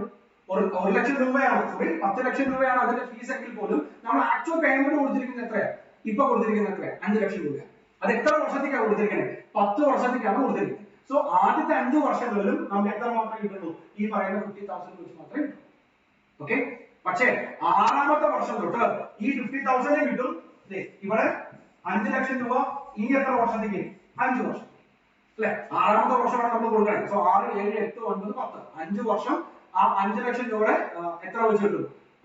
ഓരോ ലക്ഷം രൂപ വെച്ച് കിട്ടും. That means ഇവിടെ പേയ്മെന്റിന്റെ അടിസ്ഥാനത്തിലാണ് കാര്യങ്ങൾ പോകുന്നത്. That means ഇവിടെ 1 ലക്ഷം രൂപ, സോറി 1,50,000, സോറി 1 ലക്ഷം രൂപ വെച്ച് കിട്ടും. അങ്ങനെ 6ാമത്തെ വർഷം തൊട്ട് 50,000 കിട്ടും, 1 lakh കിട്ടും. അങ്ങനെ 1,50,000 rupees 6ാമത്തെ വർഷം തൊട്ട് കിട്ടും. മനസ്സിലായോ? കൺഫ്യൂഷൻ ആവേണ്ട കാര്യമൊന്നുമില്ല. പേയ്മെന്റിന്റെ അടിസ്ഥാനത്തിൽ നിന്ന് മാത്രം ആലോചിക്കുക. എത്ര വർഷമാണ് ഇനിയുള്ളത്, അതിന്റെ അടിസ്ഥാനത്തിലാണ് നമ്മൾ കിട്ടുന്നത്. സോ ആദ്യത്തെ 5 ലക്ഷം രൂപ കൊടുത്തത് 10 വർഷത്തേക്കാണ്. അങ്ങനെ എഗ്രിമെന്റ് എടുത്തിരിക്കുന്നത് 10 ലക്ഷം രൂപയ്ക്കാണ്, 10 വർഷത്തേക്കാണ്. ഇപ്പൊ 5 ലക്ഷം രൂപ പേയ്മെന്റ് കൊടുത്തു. സോ 5 lakh divided by 10, ഓരോ വർഷവും 50,000 രൂപ വെച്ച് നമുക്ക് കിട്ടും. 5ാമത്തെ വർഷം കഴിഞ്ഞപ്പോൾ നമ്മൾ ബാലൻസ് കൊടുക്കാൻ 5 ലക്ഷം രൂപ കൂടെ കൊടുത്തു. ആ കൊടുക്കുന്ന സമയത്ത് നമുക്ക് എത്ര വരും? 5 ലക്ഷം രൂപ കൊടുത്തത് 5ാമത്തെ വർഷം അല്ലെ, അല്ലെങ്കിൽ 6ാമത്തെ വർഷത്തെ തുടക്കത്തിലാണ് 5 ലക്ഷം രൂപ കൊടുത്തത്. ആ 5 ലക്ഷം രൂപ കൊടുത്തത് ഇനി ലൈസൻസ് ഫീ എത്ര വർഷത്തേക്കേ ഉള്ളൂ? 5 വർഷത്തേക്കേ ഉള്ളൂ. സോ ആ 5 lakh divided by 5, 1 lakh കിട്ടും. ദാറ്റ് മീൻസ് ആദ്യത്തെ 5 വർഷങ്ങളിൽ 50,000, അത് കഴിഞ്ഞിട്ട് വരുന്ന 5 വർഷങ്ങളിൽ ഈ 50,000 ഇനി കൊടുത്ത 5 ലക്ഷത്തിന്റെ 1 lakh കൂടെ ചേർത്ത് 1,50,000 rupees വെച്ച് കിട്ടും. മനസ്സിലായോ? ഇത് നമുക്കൊരു പ്രോബ്ലം ഡിസ്കസ് ചെയ്യുമ്പോൾ അത് നിങ്ങൾക്ക് മനസ്സിലാവും. Okay, next okay, such a license is sold is full. അതായത് നമ്മൾ ഒബ്റ്റെയിൻ ചെയ്തിരിക്കുന്ന ലൈസൻസ് സെയിൽ ചെയ്തെന്ന് വിചാരിക്കുക. അങ്ങനെയാണെങ്കിൽ loss on sale shall be deductible as a business loss in the year of sale. നമുക്ക് ഫുൾ എമൗണ്ട് ഡിഡക്ഷൻ കിട്ടിയതാണ്, അത് നമ്മൾ ഭാവിയിൽ സെയിൽ ചെയ്യണം. ആ സെയിൽ ചെയ്യുമ്പോൾ നമുക്ക് ലോസ് ആണ് സംഭവിക്കുന്നതെങ്കിൽ ആ ലോസിനെ നമുക്ക് ഏത് വർഷമാണ് ഉണ്ടാവുന്നത് ആ വർഷം നമുക്ക് ഡിഡക്ട് ചെയ്യാം. And second one, the profit on sale to the extent of aggregate of deduction allowed preceding year shall be treated as business income. അതായത് നേരത്തെ അതിനകത്ത് നമ്മൾ ചെയ്തതുപോലെ ഓൾറെഡി നമുക്ക് എത്രയാണോ ഡിഡക്ഷൻ കിട്ടിയത്, ഓൾറെഡി ഡിഡക്ഷൻ കിട്ടിയ എമൗണ്ട് എത്രയാണോ അത്രയും എമൗണ്ട് വരെ നമുക്ക് എന്തായിട്ട് ചാർജ് ചെയ്യാം, ബിസിനസ് ഇൻകം ആയിട്ട് ചാർജ് ചെയ്യാം. അതിന് മുകളിലോട്ട് പോവുകയാണെങ്കിൽ നമുക്ക് അതിന് എന്തായിട്ട് ട്രീറ്റ് ചെയ്യാം, ക്യാപിറ്റൽ ഗെയിൻ ആയിട്ട് ട്രീറ്റ് ചെയ്യാം. Okay, okay, the excess of sale consideration over original cost is taxable under capital gain. മനസ്സിലായോ എങ്ങനെയായിരുന്നു? അതായത് നമുക്ക് കിട്ടിയ ഡിഡക്ഷൻസ് എത്രയാണോ അല്ലെ, അത് ബിസിനസ് ഇൻകത്തിൽ നിന്നാണ് നമുക്ക് ഡിഡക്ഷൻ കിട്ടിക്കൊണ്ടിരിക്കുന്നത്. സോ ആ കിട്ടിയ ഡിഡക്ഷന്റെ എമൗണ്ട് എത്രയാണോ അത്രയും എമൗണ്ടിനെ ഇത് സെയിൽ ചെയ്യുന്ന വർഷം നമുക്ക് ബിസിനസ് ഇൻകം ആയിട്ട് ട്രീറ്റ് ചെയ്യാം. Over and above the original കോസ്റ്റിനേക്കാൾ കൂടുതൽ എത്ര രൂപയ്ക്കാണോ സെയിൽ ചെയ്യുന്നത് അതിന് നമുക്ക് ക്യാപിറ്റൽ ഗെയിൻ ആയിട്ട് ട്രീറ്റ് ചെയ്യാം. And where such a license is transformed in scheme of amalgamation or demerger, ഈ പറയുന്നത് പോലെ തന്നെ അമാൽഗമേഷന്റെ ഡിമർജറിന്റെ ഭാഗമായിട്ട് സെയിൽ ചെയ്യുകയാണെങ്കിൽ ഓക്കെ, ഇനി ഉണ്ടാവുന്ന റിസൾട്ടിംഗ് കമ്പനിക്ക് അല്ലെങ്കിൽ അമാൽഗമേറ്റിംഗ് കമ്പനിക്ക് ആ ലൈസൻസ് നമുക്ക് യൂസ് ചെയ്യാം. ദാറ്റ് മീൻസ് അവർക്ക് ആ ഡിഡക്ഷൻസ് കൂടെ ക്ലെയിം ചെയ്യാം. സിറ്റുവേഷൻ മനസ്സിലായോ? സോ ഒറ്റ കാര്യം മാത്രം ആലോചിക്കുക, ഈ പറഞ്ഞ ടെലികോം ലൈസൻസ് ഫീ ആണെങ്കിൽ ഇവിടെ ടാക്സബിൾ ആവുന്നത് പേയ്മെന്റിന്റെ ആക്ച്വൽ പേയ്മെന്റിന്റെ അടിസ്ഥാനത്തിലാണ്. That means actual payment divided by remaining number of years. ലൈസൻസിന് ഇനി ഉണ്ടാവുന്ന റിമൈനിങ് നമ്പർ ഓഫ് ഇയേഴ്സ്. ആ ഒറ്റ ഇക്വേഷൻ ഓർത്തിരുന്നാൽ മതി. ഇങ്ങനെയായിരുന്നു actual payment divided by remaining number of years. ഒരു പ്രോബ്ലം ചെയ്യുമ്പോൾ നിങ്ങൾക്ക് അത് പെട്ടെന്ന് മനസ്സിലാവും. Next one okay, Telemetra is a company providing telecommunication services obtained telecom license on 24/2020. 24/2020 ഇത് obtain ചെയ്തു for a period of 10 years which extend 31st March 2010. 10 വർഷത്തേക്കാണ് licence fee being 80 lakhs. 18 ലക്ഷം രൂപയാണ് നമ്മുടെ ഇതിനകത്ത് വരുന്നത്. 18 ലക്ഷം രൂപയാണ് നമ്മുടെ നോർമൽ ഫീസ് ആയിട്ട് വരുന്നത്. ഇനി നോക്കി find out the taxable amount of deduction. മൂന്ന് സാഹചര്യം പറഞ്ഞിട്ടുണ്ട്. മൂന്ന് സാഹചര്യത്തിനകത്തുള്ള ടാക്സബിൾ എമൗണ്ട് ആണ് ചോദിച്ചിരിക്കുന്നത്. ഒന്ന് the entire amount is paid, ഏത് വർഷം തന്നെ, ആ വർഷം തന്നെ 24/2020 വാങ്ങിക്കണേ, 6/5/2020 നമ്മൾ ഇത് ചെയ്യുന്നത്. അങ്ങനെയാണെങ്കിൽ നോക്കി മൊത്തം എമൗണ്ട് എപ്പോൾ കൊടുത്തു? ആദ്യത്തെ വർഷം തന്നെ കൊടുത്തു അല്ലെ. സോ ഇനി എത്ര വർഷമാണ് ലൈസൻസ് ഉള്ളത്? 10 വർഷമാണ് ലൈസൻസ് ഉള്ളത്. ദാറ്റ് മീൻസ് ഈ 18 lakhs divided by 10 നമുക്ക് ഓരോ വർഷവും എത്ര രൂപ വെച്ച് ചാർജ് ചെയ്യാം? 1,80,000 വെച്ച് ചാർജ്. അതായത് 2030 വരെ ഓരോ വർഷവും 1,80,000 വെച്ച് ചാർജ്. ഡൗട്ട് ഒന്നുമില്ലല്ലോ. The second one, the entire amount is paid on 1/4/2021. എപ്പോഴാണ് കൊടുക്കണേ? 1/4/2021 കൊടുക്കണേ. അതായത് 18 ലക്ഷം രൂപയാണ് നമ്മുടെ പേയ്മെന്റ്. ഓക്കെ, 10 വർഷത്തേക്കാണ് നമ്മൾ പേയ്മെന്റ് വാങ്ങിച്ചത്. പക്ഷെ ഈ വർഷം നമുക്ക് ലൈസൻസ് കിട്ടി. നമ്മൾ പേയ്മെന്റ് നടത്തുന്നത് എപ്പോൾ മാത്രമാണ്? അടുത്ത വർഷം മാത്രമാണ്. ദാറ്റ് മീൻസ് ഇനി റിമൈനിങ് ലൈഫ് എന്ന് പറയുന്നത് ആ പേയ്മെന്റിന് എത്ര മാത്രമേ ഉള്ളൂ അല്ലെ? 9 വർഷം മാത്രമേ ഉള്ളൂ. So actual payment divide by number of years remaining. So 9 വർഷമാണ് നമുക്ക് എന്ത് ചെയ്യാം? ഈ പറഞ്ഞതുപോലെ ഓരോ വർഷവും 2 ലക്ഷം രൂപ വെച്ച് charge. And the third one, the entire amount is paid in equal installment. അതായത് ആദ്യത്തെ വർഷം 6 ലക്ഷം കൊടുത്തിട്ടുണ്ടാവും, അടുത്ത വർഷം 6 ലക്ഷം രൂപ കൊടുത്തിട്ടുണ്ടാവും, മൂന്നാമത്തെ വർഷം 6 ലക്ഷം രൂപ കൊടുത്തിട്ടുണ്ടാവും അല്ലെ. എൻറ്റയർ ഇൻസ്റ്റാൾമെന്റ് അല്ലെ എൻറ്റയർ എമൗണ്ട് എന്ന് പറയുന്നത് 3 ഇൻസ്റ്റാൾമെന്റ് ആയിട്ടാണ് പറഞ്ഞിരിക്കുന്നത്. സോ നോക്കി ഇവിടെ ഓരോ വർഷവും അങ്ങനെ തന്നെയല്ലേ പറഞ്ഞത്. ദാറ്റ് മീൻസ് ആദ്യത്തെ വർഷങ്ങളിൽ നമുക്ക് 6 ലക്ഷം രൂപ കൊടുത്തു അല്ലെ. 6 ലക്ഷം കൊടുത്തിട്ട് എത്ര വർഷത്തേക്കാണ്? 10 വർഷത്തേക്കാണ്. ഓക്കെ, സോ ഓരോ വർഷങ്ങളിലും നമുക്ക് എത്ര വെച്ച് കിട്ടും? 60,000 വെച്ച് കിട്ടും. അതായത് ഫസ്റ്റ് ഇയറിൽ 2020-21 നമുക്ക് എത്ര എമൗണ്ട് മാത്രമേ കിട്ടുള്ളൂ? ആ 6 ലക്ഷത്തിന്റെ 10 രൂപ 60,000 മാത്രമേ കിട്ടുള്ളൂ. ആൻഡ് ദ സെക്കൻഡ് വൺ, രണ്ടാമത്തെ വർഷം നോക്കി ഇനിയുള്ളത് 6 ലക്ഷമാണ് കൊടുക്കണേ സെക്കൻഡ് ഇയർ അല്ലെ. ആ സെക്കൻഡ് ഇയറിൽ 6 ലക്ഷം രൂപ കൊടുക്കുമ്പോൾ ഈ എത്ര ഇയർ ആണ് പെൻഡിംഗ് ഉള്ളത്? 9 വർഷമാണ് പെൻഡിംഗ് ഉള്ളത്. സോ ഈ 6നെ നമുക്ക് 9 വെച്ചിട്ട് കാണിക്കാം. പ്ലസ് 60,000. ഓക്കെ, ആ 60,000 ഏതാ? അതായത് ആദ്യത്തെ വർഷത്തെ അല്ലെങ്കിൽ ആദ്യത്തെ വർഷത്തെ 60,000 എന്ന് പറയുന്നത് നമുക്ക് അടുത്ത 10 വർഷം കിട്ടും അല്ലെ. അങ്ങനെയല്ലേ? ആദ്യത്തെ വർഷത്തെ 60,000 എന്ന് പറയുന്നത് ഇനി വരുന്ന 10 വർഷത്തിലോട്ട് കിട്ടും. സോ സെക്കൻഡ് ഇയറിൽ 60,000 ഡിവൈഡ് ബൈ 9 വരും, പ്ലസ് ആദ്യത്തെ വർഷത്തെ 60,000 കൂടെ വരും. Okay, 1 minute.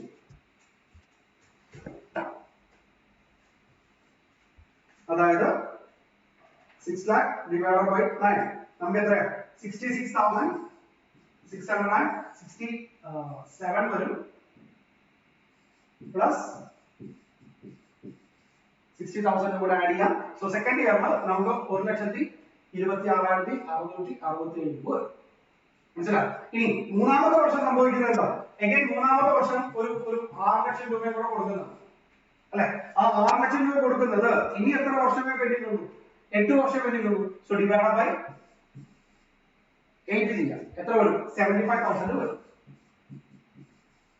So from the third year onwards ആ 75,000 കിട്ടും, പ്ലസ് 60,000 കിട്ടും, പ്ലസ് 66,667 കിട്ടും. അങ്ങനെ ടോട്ടൽ 2,01,667 കിട്ടും. ഓക്കെ, ഞാൻ വേറൊരു രീതിയിൽ നിങ്ങൾക്ക് എക്സ്പ്ലെയിൻ ചെയ്ത് തരാം. അപ്പൊ കുറച്ചും കൂടെ എളുപ്പത്തിൽ നിങ്ങൾക്ക് മനസ്സിലാവും. അതായത് ഇപ്പൊ സപ്പോസ്